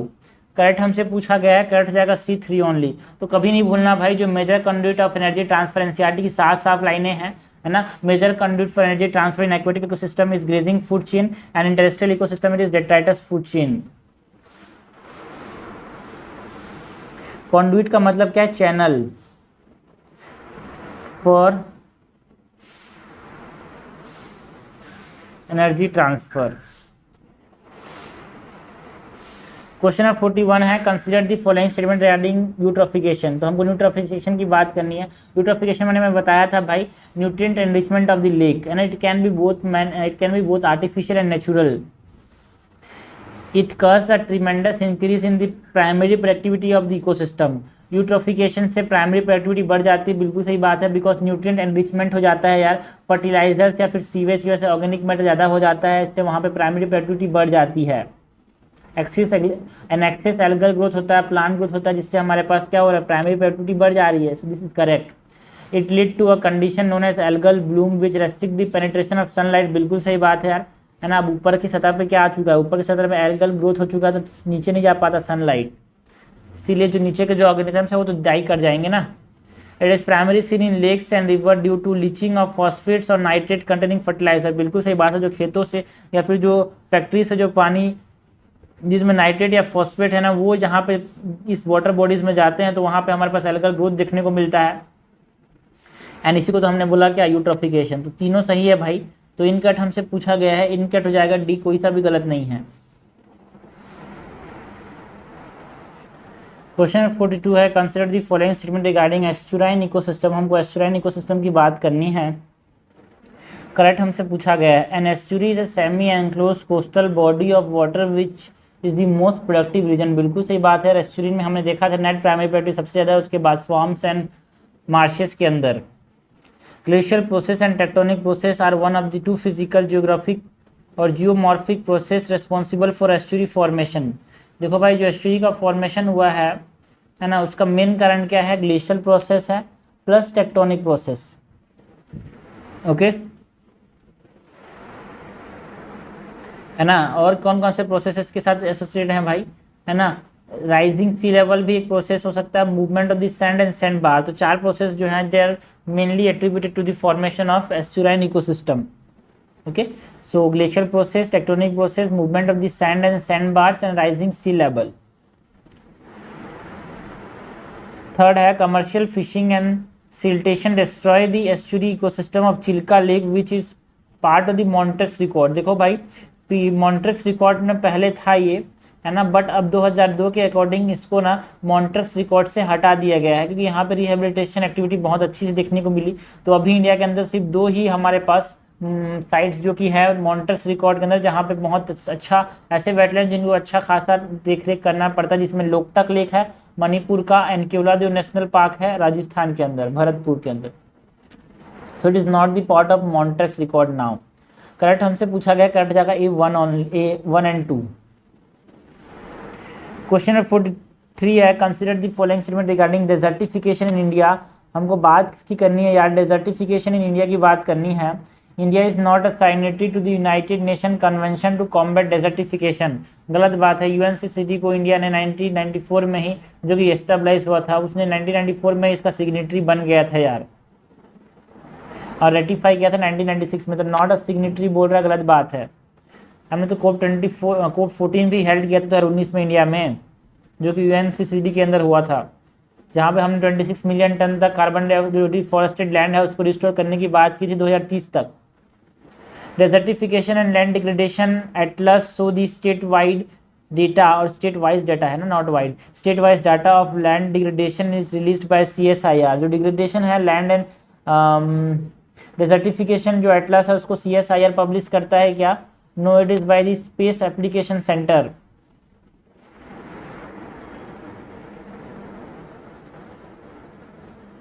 है ना, ये इसरो का एक हमारे पास है ना बॉडी है अहमदाबाद के अंदर। वेजिटेशन डिग्रेडेशन, द टेम्पररी और permanent reduction in the density structure species composition of vegetation cover is the largest contributor of desertification. क्या वेजिटेशन डिग्रेडेशन जो है वो लार्जेस्ट कंट्रीब्यूटर है यार डेजर्टिफिकेशन का? No, it is the loss of the soil cover, जो कि rainfall and surface run off की वजह से जो हो रहा है वो बिगेस्ट रीजन है डेजर्टिफिकेशन का, एंड नॉट वेजिटेशन डिग्रेडेशन। ठीक है, so this is incorrect because around 11% जो लॉस हो रहा है वो due to rainfall and surface run off की वजह से हो रहा है। इसीलिए हमको पेड़ को नहीं काटना चाहिए। मतलब पेड़ तो काटने से तो हो ही रहा है, बट अराउंड 11% हमारे पास जो है rainfall and surface run off की वजह से हो रहा है।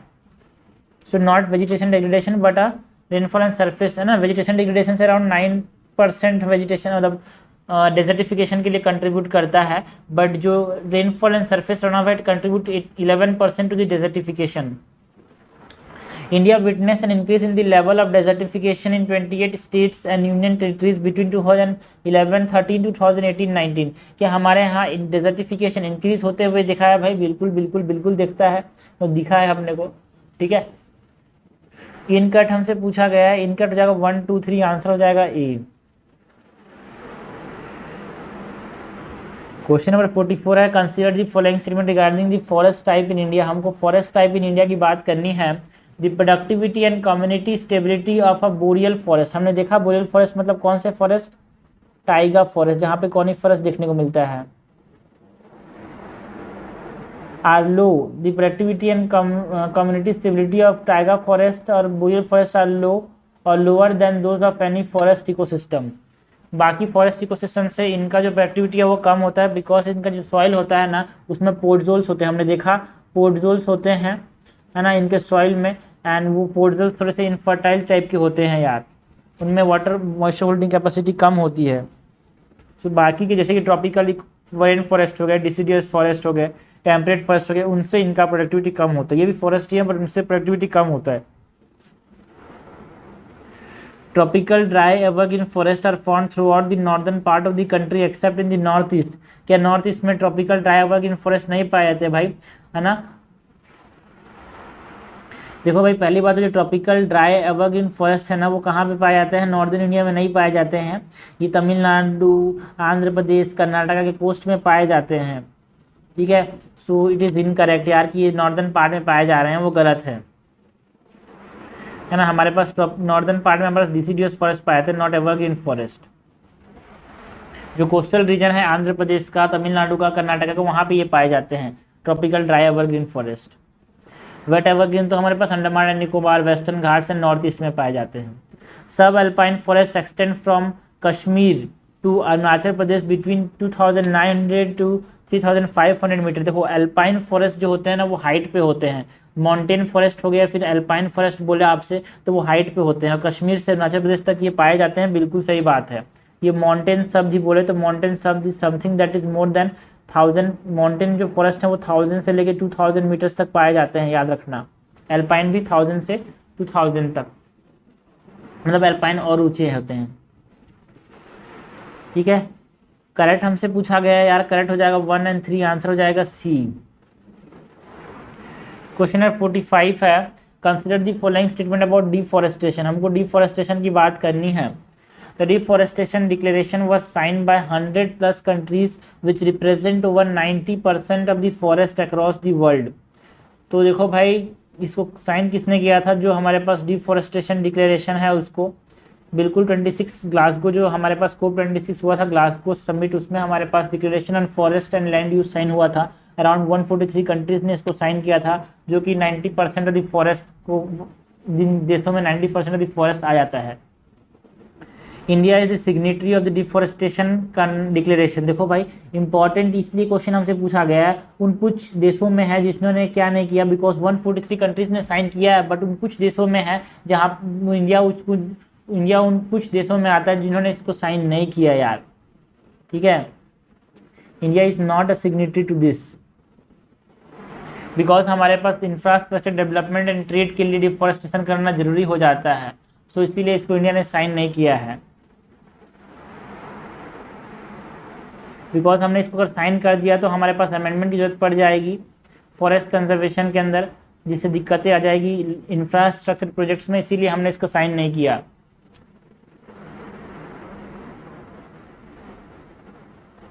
The declaration commits to halt and reverse forest loss and land degradation by 2025. No, 2030 तक हमको रिवर्स करने की बात करता है, while delivering sustainable development and promoting an inclusive and rural transformation। बिल्कुल सही है, मतलब सही नहीं है भाई, गलत है, क्योंकि 2025 तक नहीं, रिवर्स करने की बात करता है, फिर फॉरेस्ट लॉस को रोकने की बात करता है 2030 तक। Forest conservation act of 1980 is the nodal legislation that regulate deforestation in India. बिल्कुल सही बात है यार, जो फॉरेस्ट कंजर्वेशन एक्ट है 1980 का, वो नोडल हमारे पास लेजिस्लेशन है जो कि डिफॉरेस्टेशन को रेगुलेट करता है, तो दिस इज करेक्ट। हमसे करेक्ट पूछा गया, करेक्ट हो जाएगा C 1 और 4 ओनली। क्वेश्चन नंबर 46 है, consider the following statement regarding mangroves. हमको बात किसकी करनी है, मैनग्रोव्स की बात करनी है। क्वेश्चन नंबर 46 है, consider the following statement regarding mangroves. हमको मैनग्रोव्स की बात करनी है, मैनग्रोव्स के बारे में करेक्ट बताना है। Mangroves are trees and bushes growing below the low water level of spring tide. जो स्प्रिंग टाइड है उससे भी नीचे ये क्या ग्रो करते हैं भाई, गलत बात है, ये हाई वाटर लेवल पे ग्रो करते हैं, not low water level. Spring tide के हाई वाटर लेवल पे। This is incorrect. It produce pneumatophores to overcome respiratory problems in anaerobic soil condition. बिल्कुल सही बात है। इस प्रकार से सपोज करो ये रूट्स हैं तो ये पानी के ऊपर ऐसे निकलते हैं जिससे रेस्पायर कर पाएँ। When they are degraded, their carbon is released as carbon dioxide, which contribute to global warming। भाई ये सही बात है कि जब ये मर जाएंगे या फिर डिग्रेड हो जाएंगे तो इनका कार्बन डाइऑक्साइड निकल जाएगा और वो ग्लोबल वार्मिंग में कंट्रीब्यूट करेगा। Mangrove for the future programme is an initiative of IUCN and FAO। देखो भाई ये जो है UNDP एंड IUCN ने मिल के लॉन्च किया था, not FAO, United Nation Development Programme and IUCN 2006 में। ठीक है, सो हमसे करेक्ट पूछा गया है, करेक्ट हो जाएगा 2 और 3, आंसर हो जाएगा B। 47 नंबर क्वेश्चन है, consider the following statement regarding coral reefs. Coral reefs की बात करनी है। Corals are the largest living structure on the planet, a marine invertebrate without a spine. के ये इनवर्टिब्रेट होते हैं यार, कोरल इनवर्टिब्रेट्स होते हैं क्या? बिल्कुल इनवर्टिब्रेट्स होते हैं और लार्जेस्ट लिविंग स्ट्रक्चर बोल सकते हो प्लैनेट के अंदर, बिकॉज कोरल्स जो हैं वो एनिमल्स हैं, है ना, पॉलिप्स से बने होते हैं ना यार, and they live together in colonies, इनमें स्पाइन नहीं होते। बिल्कुल सही बात है, साफ साफ NCERT की लाइन है ये। Australian great barrier reef is the largest reef system of the world. बिल्कुल सही बात है, ऑस्ट्रेलिया का जो ग्रेट बैरियर रीफ है वो लार्जेस्ट रीफ है भाई दुनिया का। Reef system are non resilient and incapable of recovering after disturbance such as cyclones and heat stress. गलत बात है यार, ये जो है ना रेजिलियंट स्ट्रक्चर्स होते हैं and they are capable of recovering themselves after any disturbance like cyclones and heat stress. ठीक है, सो करेक्ट हमसे पूछा गया है, करेक्ट हो जाएगा 1 और 2, आंसर हो जाएगा C।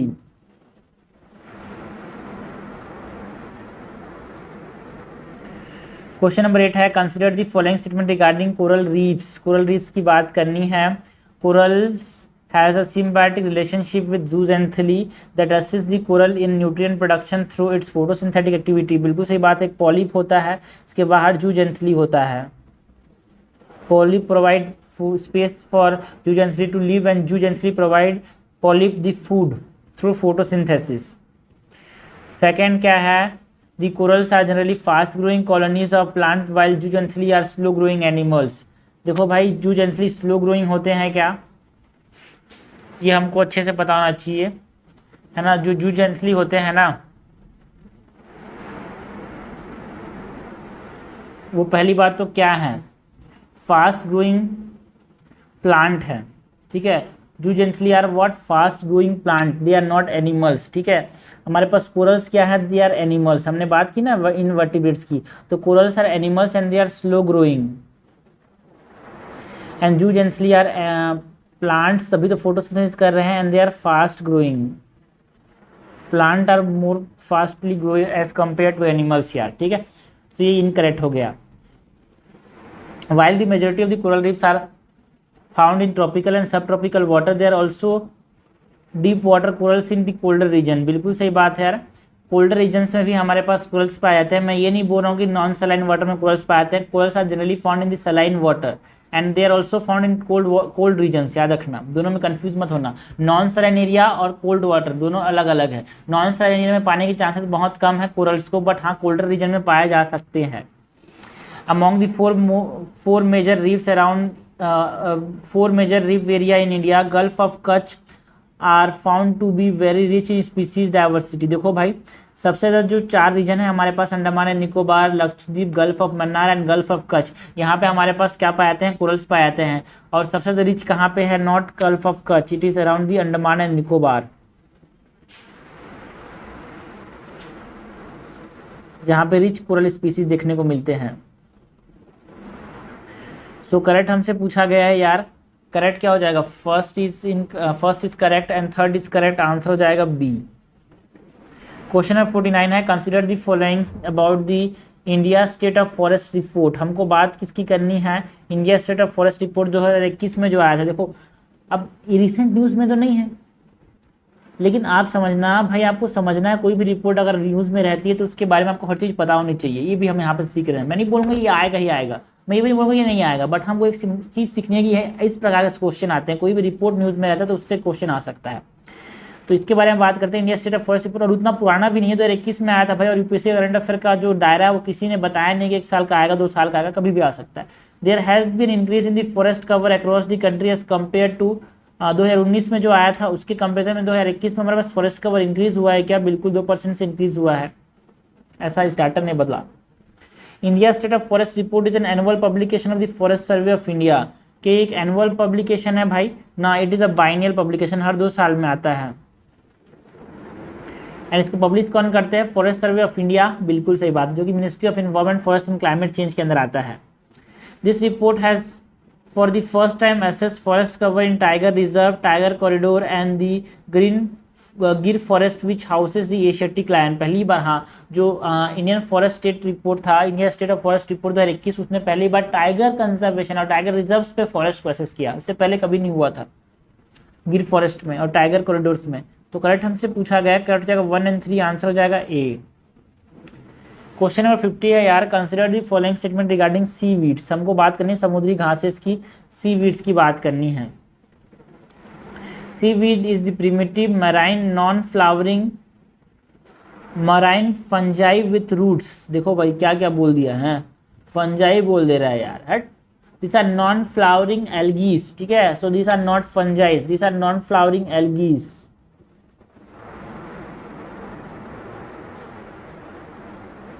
जिनमें उतना रूट डेवलप नहीं होता यार। Budget 2021 has proposed a multipurpose seaweed park to be set up in Tamil Nadu. बिल्कुल सही बात है, एक मल्टीपर्पज सीवीड पार्क बनाएंगे जो कि वैल्यू एडेड प्रोडक्ट बनाएगा भाई। न्यूट्रास्यूटिकल्स, जो कि हमारे पास है ना, जो एनर्जी बूस्ट करने वाले जो प्रोडक्ट्स होते हैं, बायोफ्यूल्स हो गया, बायोप्लास्टिक, ये सब चीज़ों की बहुत ज़्यादा इंपॉर्टेंस है भाई। इन सब चीज़ों को बनाने में बहुत ज़्यादा इंपॉर्टेंस है सीवीड्स का। फर्टिलाइजर्स बनाने, जो हमारे पास नेचुरल फर्टिलाइजर्स हैं, सबसे इंपॉर्टेंट जो है वो है न्यूट्रास्यूटिकल्स। तो इसके लिए हमारे पास एक मल्टीपर्पज सीवीड पार्क बनाने की बात हुई थी यार तमिलनाडु के अंदर बजट में। The seaweed is used for medication, nutrition as well as bioindicators, yes, है ना। बहुत इंपॉर्टेंट सोर्स हैं वाइटामिन के, मिनरल्स के, फाइबर्स के, एंड मेडिसिनल प्रॉपर्टीज भी होती है, like they have antimicrobial agents, कुछ प्रॉपर्टीज होती है, एंटी इन्फ्लामेटरी प्रॉपर्टी होती है यार, है ना। यहाँ तक कि ये ट्यूमर के ट्रीटमेंट में भी काम आते हैं।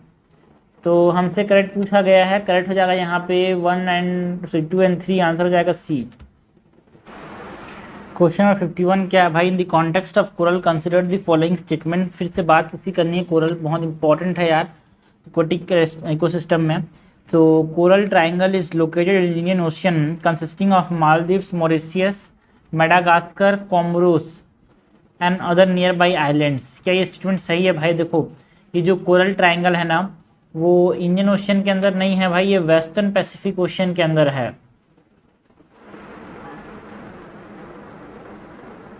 ठीक है। और इसमें क्या क्या आते हैं? इसमें हमारे पास मलेशिया आता है, फिलीपींस आता है, पपुआ न्यू गिनी आता है, सोलोमन आइलैंड्स आते हैं,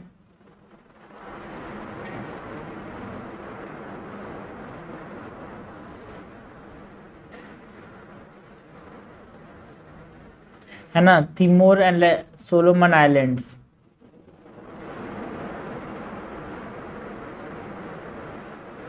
so this is incorrect. Corals help to provide insight on pattern of the onset and withdrawal of the Indian monsoon. देखो भाई, ये बिल्कुल सही बात है कि इंडियन मानसून आ कब रहा है, जा कब रहा है, इसके बारे में भी कोरल बहुत इंपॉर्टेंट इनसाइट प्रोवाइड करते हैं। पैटर्न कैसा है इसको भी देखने के लिए, है ना, जिसको इंडियन इंस्टीट्यूट ऑफ मेट्रोलॉजी इसको बहुत ध्यान से इसीलिए ऑब्जर्व करता है। Global coral reef research and development accelerated platform, है ना। Global coral reef research and development accelerator platform is an NGO by activist established for the protection of coral worldwide. ये जो global coral reef research and development accelerator है ना भाई, एक NGO नहीं है, ये G20 का एक हमारे पास प्लेटफॉर्म है जो कि 2020 में इसने लॉन्च किया था, ठीक है। सो दिस इज इनकरेक्ट, हमसे करेक्ट पूछा गया, करेक्ट हो जाएगा C2 ओनली। क्वेश्चन नंबर 52 है, consider the following statement regarding algal Bloom. हमको बात किसी करनी है, एल्गल ब्लूम की बात करनी है। Found in the aquatic system, जो एल्गल ब्लूम एक्वेटिक सिस्टम में देखने को मिलता है उसके बारे में बात करनी है। Algal bloom can be caused by anthropogenic activities as well as natural condition. बिल्कुल सही बात है यार, natural as well as activity condition दोनों की वजह से हो सकता है। न्यूट्रिएंट एनरिचमेंट हो गया। तो algal bloom are more likely to occur in the cold regions of the world. Generally जो एल्गल ब्लूम्स है ना भाई, वो वार्मर रीजन से मिलता है ना, जनरली समर में देखने को मिलता है।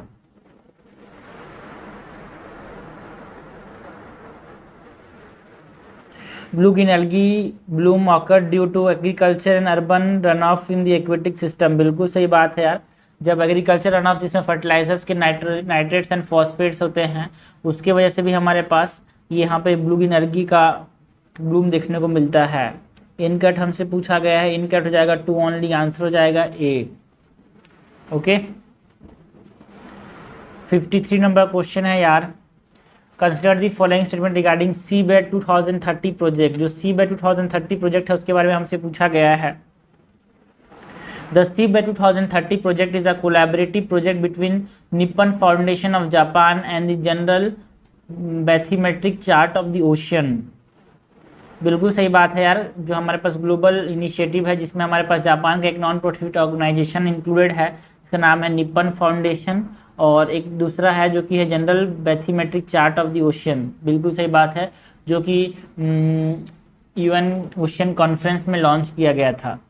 The project aim to collect bathymetric data. Bathymetric मतलब जो बेस की डाटा है, जमीनी तट पे, जो पानी के तट फ्लोर पे, bathymetric data of the ocean floor for restricted use by the government of Japan. Restricted use के लिए नहीं भाई, ओपन यूज के लिए, ठीक है, सब इस्तेमाल कर सकें इसलिए। बिकॉज इसके जो बैथीमेट्रिक डाटा हैं वो बताते हैं कि जो बेंथिक जोन है वहाँ पे हमारे पास बहुत अच्छे अच्छे मिनरल्स पाए जाते हैं, वहाँ पे हम हाइड्रोलॉजिकल प्रोजेक्ट्स बता सकते हैं, वहाँ पे उसको यूज़ करके हम क्लाइमेट चेंज को भी यहाँ पे पता कर सकते हैं। सो ओपन यूज़ की बात करता है, not restricted use.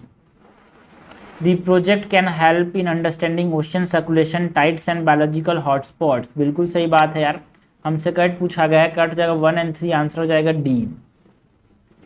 Question number 54 है with reference to ban on captive and conservation of dolphin. Captivity and conservation of dolphin की बात करनी है, जिसकी बैन कर दिया गया। आप डॉल्फिन को रख नहीं सकते यार, ठीक है, उसको बैन कर दिया गया है। Consider the following statement. Cetacean including whales, dolphins and porpoises are known to be highly intelligent animals and captivity alter their behavioral and cause extreme distress।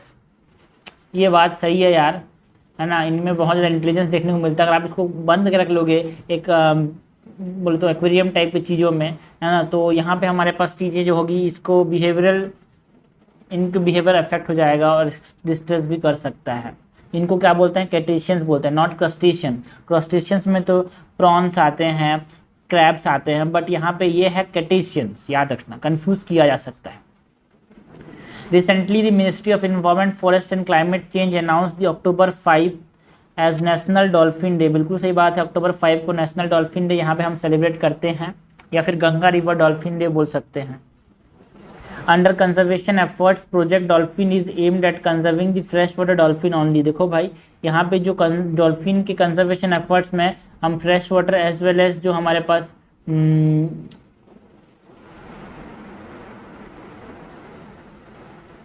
Fresh water dolphin को कंजर्व करने की बात करते ही करते हैं, मैराइन डॉल्फिन को भी conserve करने की बात करते हैं। दिस इज इनकरेक्ट, हमसे करेक्ट पूछा गया है, करेक्ट जाएगा ए 1 और 2 ओनली। क्वेश्चन नंबर 55 है with reference to the ecosystem. हमको बात करनी है फॉरेस्ट इकोसिस्टम की। Consider the following. It include a complex assemblies of different kinds of biotic communities. क्या फॉरेस्ट इकोसिस्टम के अंदर बहुत सारे बायोटिक कम्युनिटीज़ का एक असेंबलीज को कहते हैं भाई हम? बिल्कुल बिल्कुल बिल्कुल। On the basis of soil and climate only the distribution of trees is determined. क्या सॉइल और क्लाइमेट के बेसिस पे ही डिटरमाइन करते हैं? यहाँ पे only, except, always, never, none, ऐसा एक्सट्रीम वर्ड्स आ जाए तो थोड़ा सा आपको समझने की जरूरत है यार। सॉइल क्लाइमेट के साथ साथ जो लोकल टोपोग्राफी है ना, वो भी हमारे पास डिफाइन करता है किसको? डिस्ट्रीब्यूशन ऑफ ट्री को। This is incorrect. It has been classified into 3 major forest. जो हमारे पास इकोसिस्टम है उसको बता रहे हैं हम। It has been classified into 3 major categories, namely boreal forest जो कि हमने देखा, टाइगा फॉरेस्ट जो कि जनरली कॉनिफरस फॉरेस्ट होते हैं, temperate forest and tropical forest. बिल्कुल सही बात है, करेक्ट हमसे पूछा गया है, करेक्ट हो जाएगा 1 और 3, आंसर हो जाएगा सी। क्वेश्चन नंबर 56 यार, with reference to the coastal ecosystem. हमने फॉरेस्ट इकोसिस्टम की बात कर ली, अब कोस्टल इकोसिस्टम की बात करते हैं। The coastal ecosystem occur where the land meets the sea and that include only the mangroves and coral reefs. क्या कोस्टल इकोसिस्टम में सिर्फ और सिर्फ मैनग्रूव्स एंड कोरल रीफ्स ही आते हैं भाई? ये गलत है। यहाँ पे मैनग्रूव्स आते हैं, कोरल रीफ्स आते हैं, एस्चुरीज आते हैं, बैक वाटर्स आते हैं और भी बहुत सारे। तो ये इनकरेक्ट हो गया। The Indian national centre for ocean information services has carried out coastal vulnerability assessment for the entire Indian coast at a state level. Entire, बिल्कुल यहाँ पे एंटायर को सोच के गलत मत सोच लेना भाई। जो इनक्वाइस्ट था उसने पूरे के पूरे वल्नरेबिलिटी असेसमेंट किया है भाई हर इंडियन कोस्ट में। यहाँ पे सपोज करो ये इंडिया हो गया तो पूरे पूरे कोस्ट में यहाँ से यहाँ तक। करेक्ट हमसे पूछा गया, करेक्ट हो जाएगा B2 ओनली। क्वेश्चन नंबर 57 है यार, consider the following statement regarding Himalayan region. हमको बात की करनी है, हिमालयन रीजन की बात करनी है। The Indian Himalayan region is spread across 13 Indian states and union territories. क्या 13 स्टेट्स एंड यूनियन टेरिटरीज में फैला हुआ है? बिल्कुल सही बात है यार, गिनोगे तो आप समझना। जम्मू एंड कश्मीर हो गया, लद्दाख हो गया, उत्तराखंड, हिमाचल प्रदेश, अरुणाचल प्रदेश, मणिपुर, मेघालय, मिजोरम, नागालैंड, सिक्किम, त्रिपुरा, असम एंड वेस्ट बंगाल। तो 1 2 3 4 5 6 7 8 9 10 11 12 13 है ना, 13 स्टेट्स एंड यूनियन टेरिटरीज में ये फैला हुआ है। Glacier of Himalayas, climate change, black carbon and regional resilience is a report release by IUCN। No, ये रिपोर्ट को रिलीज किसने किया? वर्ल्ड बैंक ने रिलीज किया है भाई, ग्लेशियर्स ऑफ द हिमालयन वाला रिपोर्ट को। The mission butterfly is related to the Nainital town of Uttarakhand state. बिल्कुल सही बात है, जो मिशन बटरफ्लाई है वो नैनीताल जो कि कहाँ पे है? उत्तराखंड के अंदर है, उसके साथ ये रिलेटेड है, ठीक है ना। ये जो मिशन है ये क्या करता है? ये बात करता है कि जो लोकल कम्युनिटीज़ हैं नैनीताल के, वहाँ के लोग सॉलिड वेस्ट मैनेजमेंट अच्छे से करें, है ना, रिसाइकलिंग पे ध्यान दें यार, स्वच्छता समिति बनाने की बात करता है यहाँ पे। तो करेक्ट हमसे पूछा गया है यार, करेक्ट पूछा है कि इनकरेक्ट पूछा है? हमसे करेक्ट पूछा है, करेक्ट हो जाएगा 1 और 3, आंसर हो जाएगा सी। ओके, 58 नंबर क्वेश्चन है, consider the following statement regarding the wetland management in India. हमको वेटलैंड मैनेजमेंट की बात करनी है। The wetland conservation and management rules बहुत इंपॉर्टेंट है 2017 के। Defined wetlands as area of marsh, fen, peatland and all paddy field as well as river channels. तो देखो भाई, ये जो रिपोर्ट है क्या वो डिफाइन करता है भाई, जो वेटलैंड कंजर्वेशन मैनेजमेंट टूल है ये बिल्कुल डिफाइन करता है, बट ये नहीं बोलता कि जो पैडी फील्ड्स हैं सारे के सारे या फिर जो रिवर चैनल्स हैं वो हमारे पास वेटलैंड्स हैं, है ना। ये नहीं बोलता इन लोगों को वेटलैंड, ठीक है। ये हमारे पास जो ह्यूमन मेड टैंक्स हो गए वो जिन ड्रिंकिंग वाटर के लिए, उनको ये वेटलैंड नहीं बोलता। ये बोलता है कि जितने भी ब्रैकिश वाटर एरियाज़ हैं, जितने भी हमारे पास है ना परमानेंट या फिर टेम्प्रेरी पानी रुका हुआ है जहाँ पे नेचुरली, ठीक है ना, वो उसको वेटलैंड बोलता है ना। पिटलैंड्स को वेटलैंड बोलता है, not paddy and river channels, याद रखना, दोनों का एक्सेप्शन समझ लेना यार, इनको नहीं बोला गया है, this are not wetlands. National wetland inventory and assessment is compiled by ministry of environment, forest and climate change. देखो भाई, इसको जो कंपाइल करता है वो इसरो कंपाइल करता है, national wetland inventory and assessment को। इनकरेक्ट हमसे पूछा गया, दोनों इनकरेक्ट है, तो 58 का आंसर हो जाएगा सी। क्वेश्चन नंबर 59 है, what are the initiatives taken by the government to tackle environmental challenges in the Himalayan region. Government ने कौन कौन से इनिशिएटिव लिए हैं to tackle the challenges in the environment Himalayan region, ये हमको पूछा गया है, ठीक है। सो बैनिंग प्लास्टिक, क्या ये इनिशिएटिव लिखा गया है? Ban on plastic to prevent non biodegradable garbage, बिल्कुल इनिशिएटिव लिया गया है यार, ना। 2021 के अंदर जो plastic waste management amendment rules थे ना, उसने इसको प्लास्टिक मतलब जो सिंगल यूज प्लास्टिक को बैन किया। पार्टिसिपेटरी कंजर्वेशन ऑफ लेक्स, बिल्कुल सही बात है यार। इंडिजिनस कम्युनिटीज़ को बोला गया है कि आप ट्रेडिशनल प्रैक्टिस को फॉलो करो एंड बट आप इसको कंजर्व भी करो यार। Sustainable tourism and solid waste management at the point of origin, बिल्कुल सही बात है। जो विजिटर आ रहे हैं उनको ध्यान से सॉलिड वेस्ट को डंप करने की बात की जा रही है। ध्यान से चीज़ों को रखो यार, है ना। वहाँ पे बायोटिक प्रेशर मत डालो, ये बोला गया है वहाँ पे। Construction of the green roads, बिल्कुल सही बात है, ग्रीन रोड्स बनाने की बात की जा रही है यहाँ पे। करेक्ट हमसे पूछा गया, करेक्ट जाएगा all of the above. Question number 60 है, consider the following statement regarding Permian era and ocean great dying 2.0। Permian era and ocean great dying, ये कॉन्सेप्ट की बात करनी है। Ocean great dying 2.0 is similar to Permian extinction. देखो भाई Permian extinction क्या है ना। साइंटिस्ट बोलते हैं कि जो मास इनहेलेशन हुआ था ना मैराइन स्पीसीज का, जब डायनासोर्स भी खत्म हो गए थे, Permian era 250 million year ago, तो उस प्रकार का अभी भी हो रहा है, जिसको बोलते हैं ओशियन ग्रेड डाइंग, जिसमें बहुत सारे स्पीसीज जो है वो खत्म हो जा रहे हैं। The Permian era was a time after the dinosaur ruled the planet. ना भाई, डायनासोर रूल करने से पहले था ये, ठीक है ना, नॉट आफ्टर। तो मैंने जो डायनासोर वाला बात बोला वो हटा है भाई। डायनासोर इसके बाद एक्सटिंक्ट हुए थे, पर्मियन एरा में एक्सटिंक्ट हो गए थे मराइन स्पीसीज, उसके बाद डायनासोर आए थे। During the Permian era, Jurassic के स्थान है वो तो। During the Permian era land mass collided to form the supercontinent Pangaea, बिल्कुल सही बात है। पेंजिया जो था वो पर्मियन एरा में बना था यार। करेक्ट हमसे पूछा गया है, हो जाएगा 1 और 3, आंसर हो जाएगा सी। क्वेश्चन नंबर 61 है यार, consider the following statement regarding Indian ecology. हमको बात किसकी करनी है, इंडियन इकोलॉजी की बात करनी है। In Himalayan mountain system the east Himalayas have low rainfall heavy snowfall. जो ईस्ट हिमालय है मतलब जो नॉर्दर्न इंडिया में है उनमें रेनफॉल कम होता है, स्नोफॉल ज़्यादा होता है। Whereas the west Himalaya जो कि जम्मू कश्मीर में है वहाँ पे heavy rainfall and snowfall very high altitude में ही होता है। क्या ये स्टेटमेंट सही लग रहा है यार? आप लॉजिकली बोल सकते हो कि कश्मीर में ज़्यादा बर्फ गिरता है कि आंध्र प्रदेश में, अरुणाचल प्रदेश में, तो कश्मीर में ज़्यादा गिरता है, तो ये गलत बोल रहा है यार। बारिश कम होती है, बर्फ ज़्यादा गिरता है कश्मीर के अंदर, that is in the western Himalayas.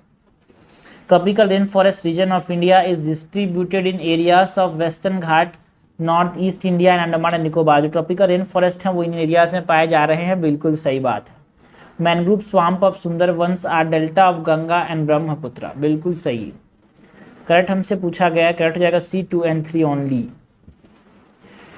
Question number 62 है, with reference to the zones of ocean on the basis of availability of sunlight consider the following statement. हमको बात करनी है जोन्स ऑफ ओशियन की।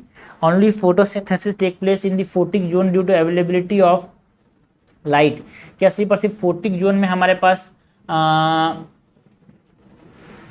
देखने को मिलता है फोटोसिंथेसिस? यार देखो वहाँ पे फोटोसिंथेसिस के साथ साथ रेस्पिरेशन भी होता है, ठीक है। Not only photosynthesis but respiration also in the photic zone. This is incorrect because animals तो है ना यार। Neither photosynthesis not respiration take place in the aphotic zone, गलत बात है यार। एफोटिक जोन में सिर्फ और सिर्फ रेस्पिरेशन होता है ना, फोटोसिंथेसिस बहुत कम होता है।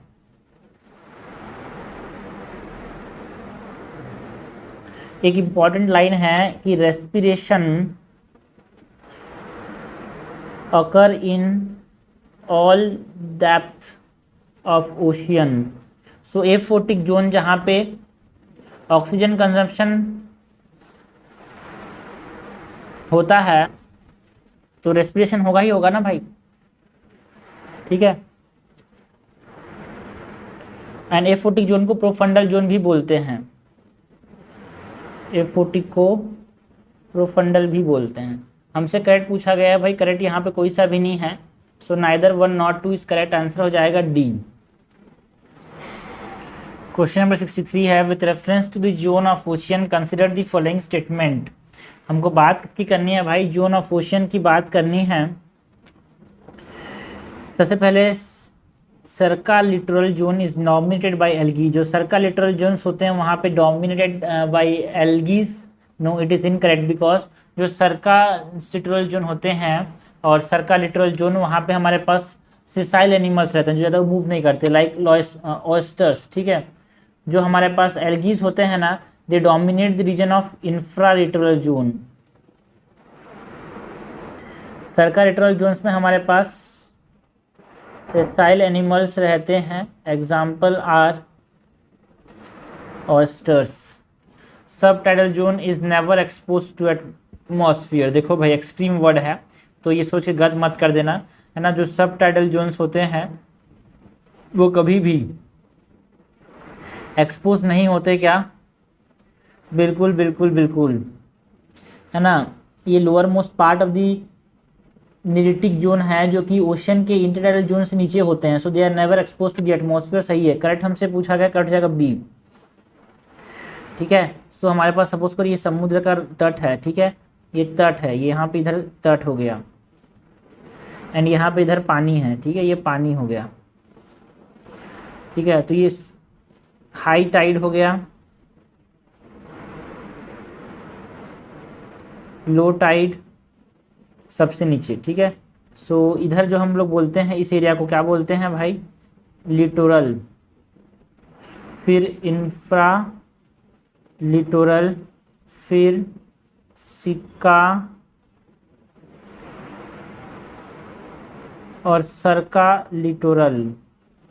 तो लिटोरल जोन में तो हमारे पास क्या पाए जाएंगे? ऊपर की चीज़ें रहेंगी, जो इंफ्रालिटोरल रोड है वहाँ पे एल्गीज पाए जाते हैं। यहाँ पे क्या पाए जाते हैं? Algae.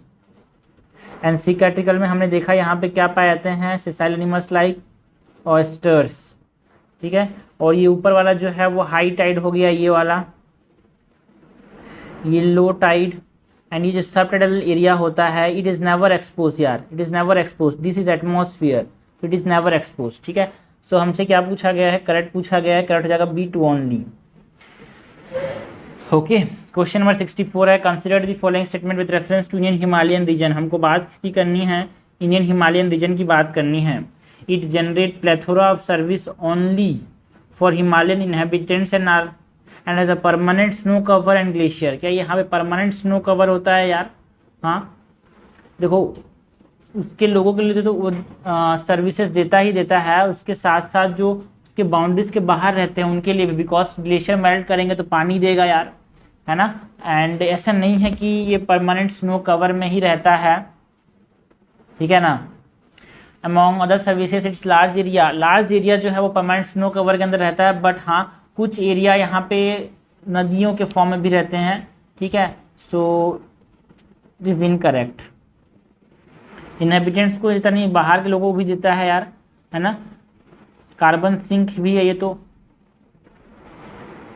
It is warming increasingly due to the positive radiative effect due to water vapour at the top of the atmosphere. बिल्कुल सही बात है यार, जो वाटर वेपर है, प्रेसिपिटेबल वाटर वेपर है, PWP जो है, PWV जो है, प्रेसिपिटेबल वाटर वेपर, उसकी वजह से हमारे पास ये बहुत ज़्यादा हीट हो रहा है ना।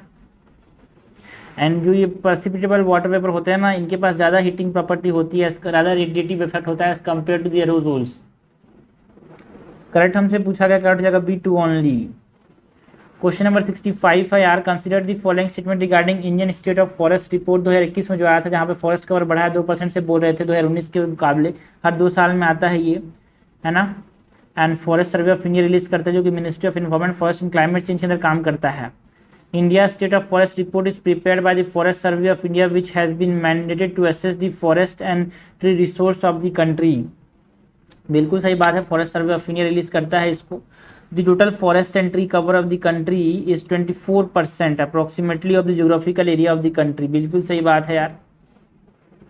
अ decrease in the mangrove cover has been observe as compare to the previous assessment. ना भाई ना, हमने देखा है कि इंक्रीज हुआ है, मैनग्रोव कवर इंक्रीज हुआ है, so this is incorrect.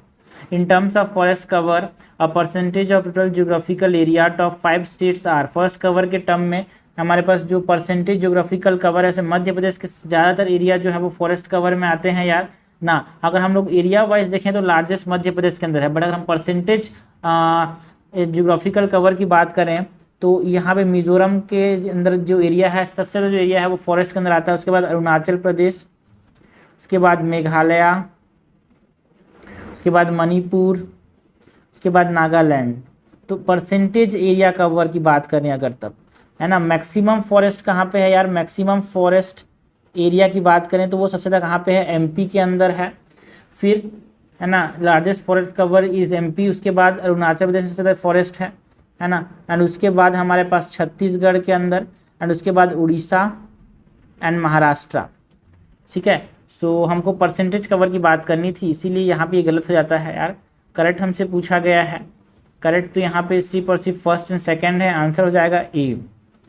Question number 66 है यार, consider the following statement regarding tundra biome. Tundra मतलब समझना आर्टिक रीजन में पाया जाता है, टाइगा और टुंड्रा में कंफ्यूज मत होना यार, ये पूरे बर्फ होते हैं। Tundra biome is distributed only in the northernmost region of the world adjoining the ice bound pole. क्या सिर्फ और सिर्फ नॉर्दर्न रीजन में है भाई, ना, नॉर्दर्न रीजन में तो आर्टिक है, अंटार्कटिक में भी है, so north plus south also.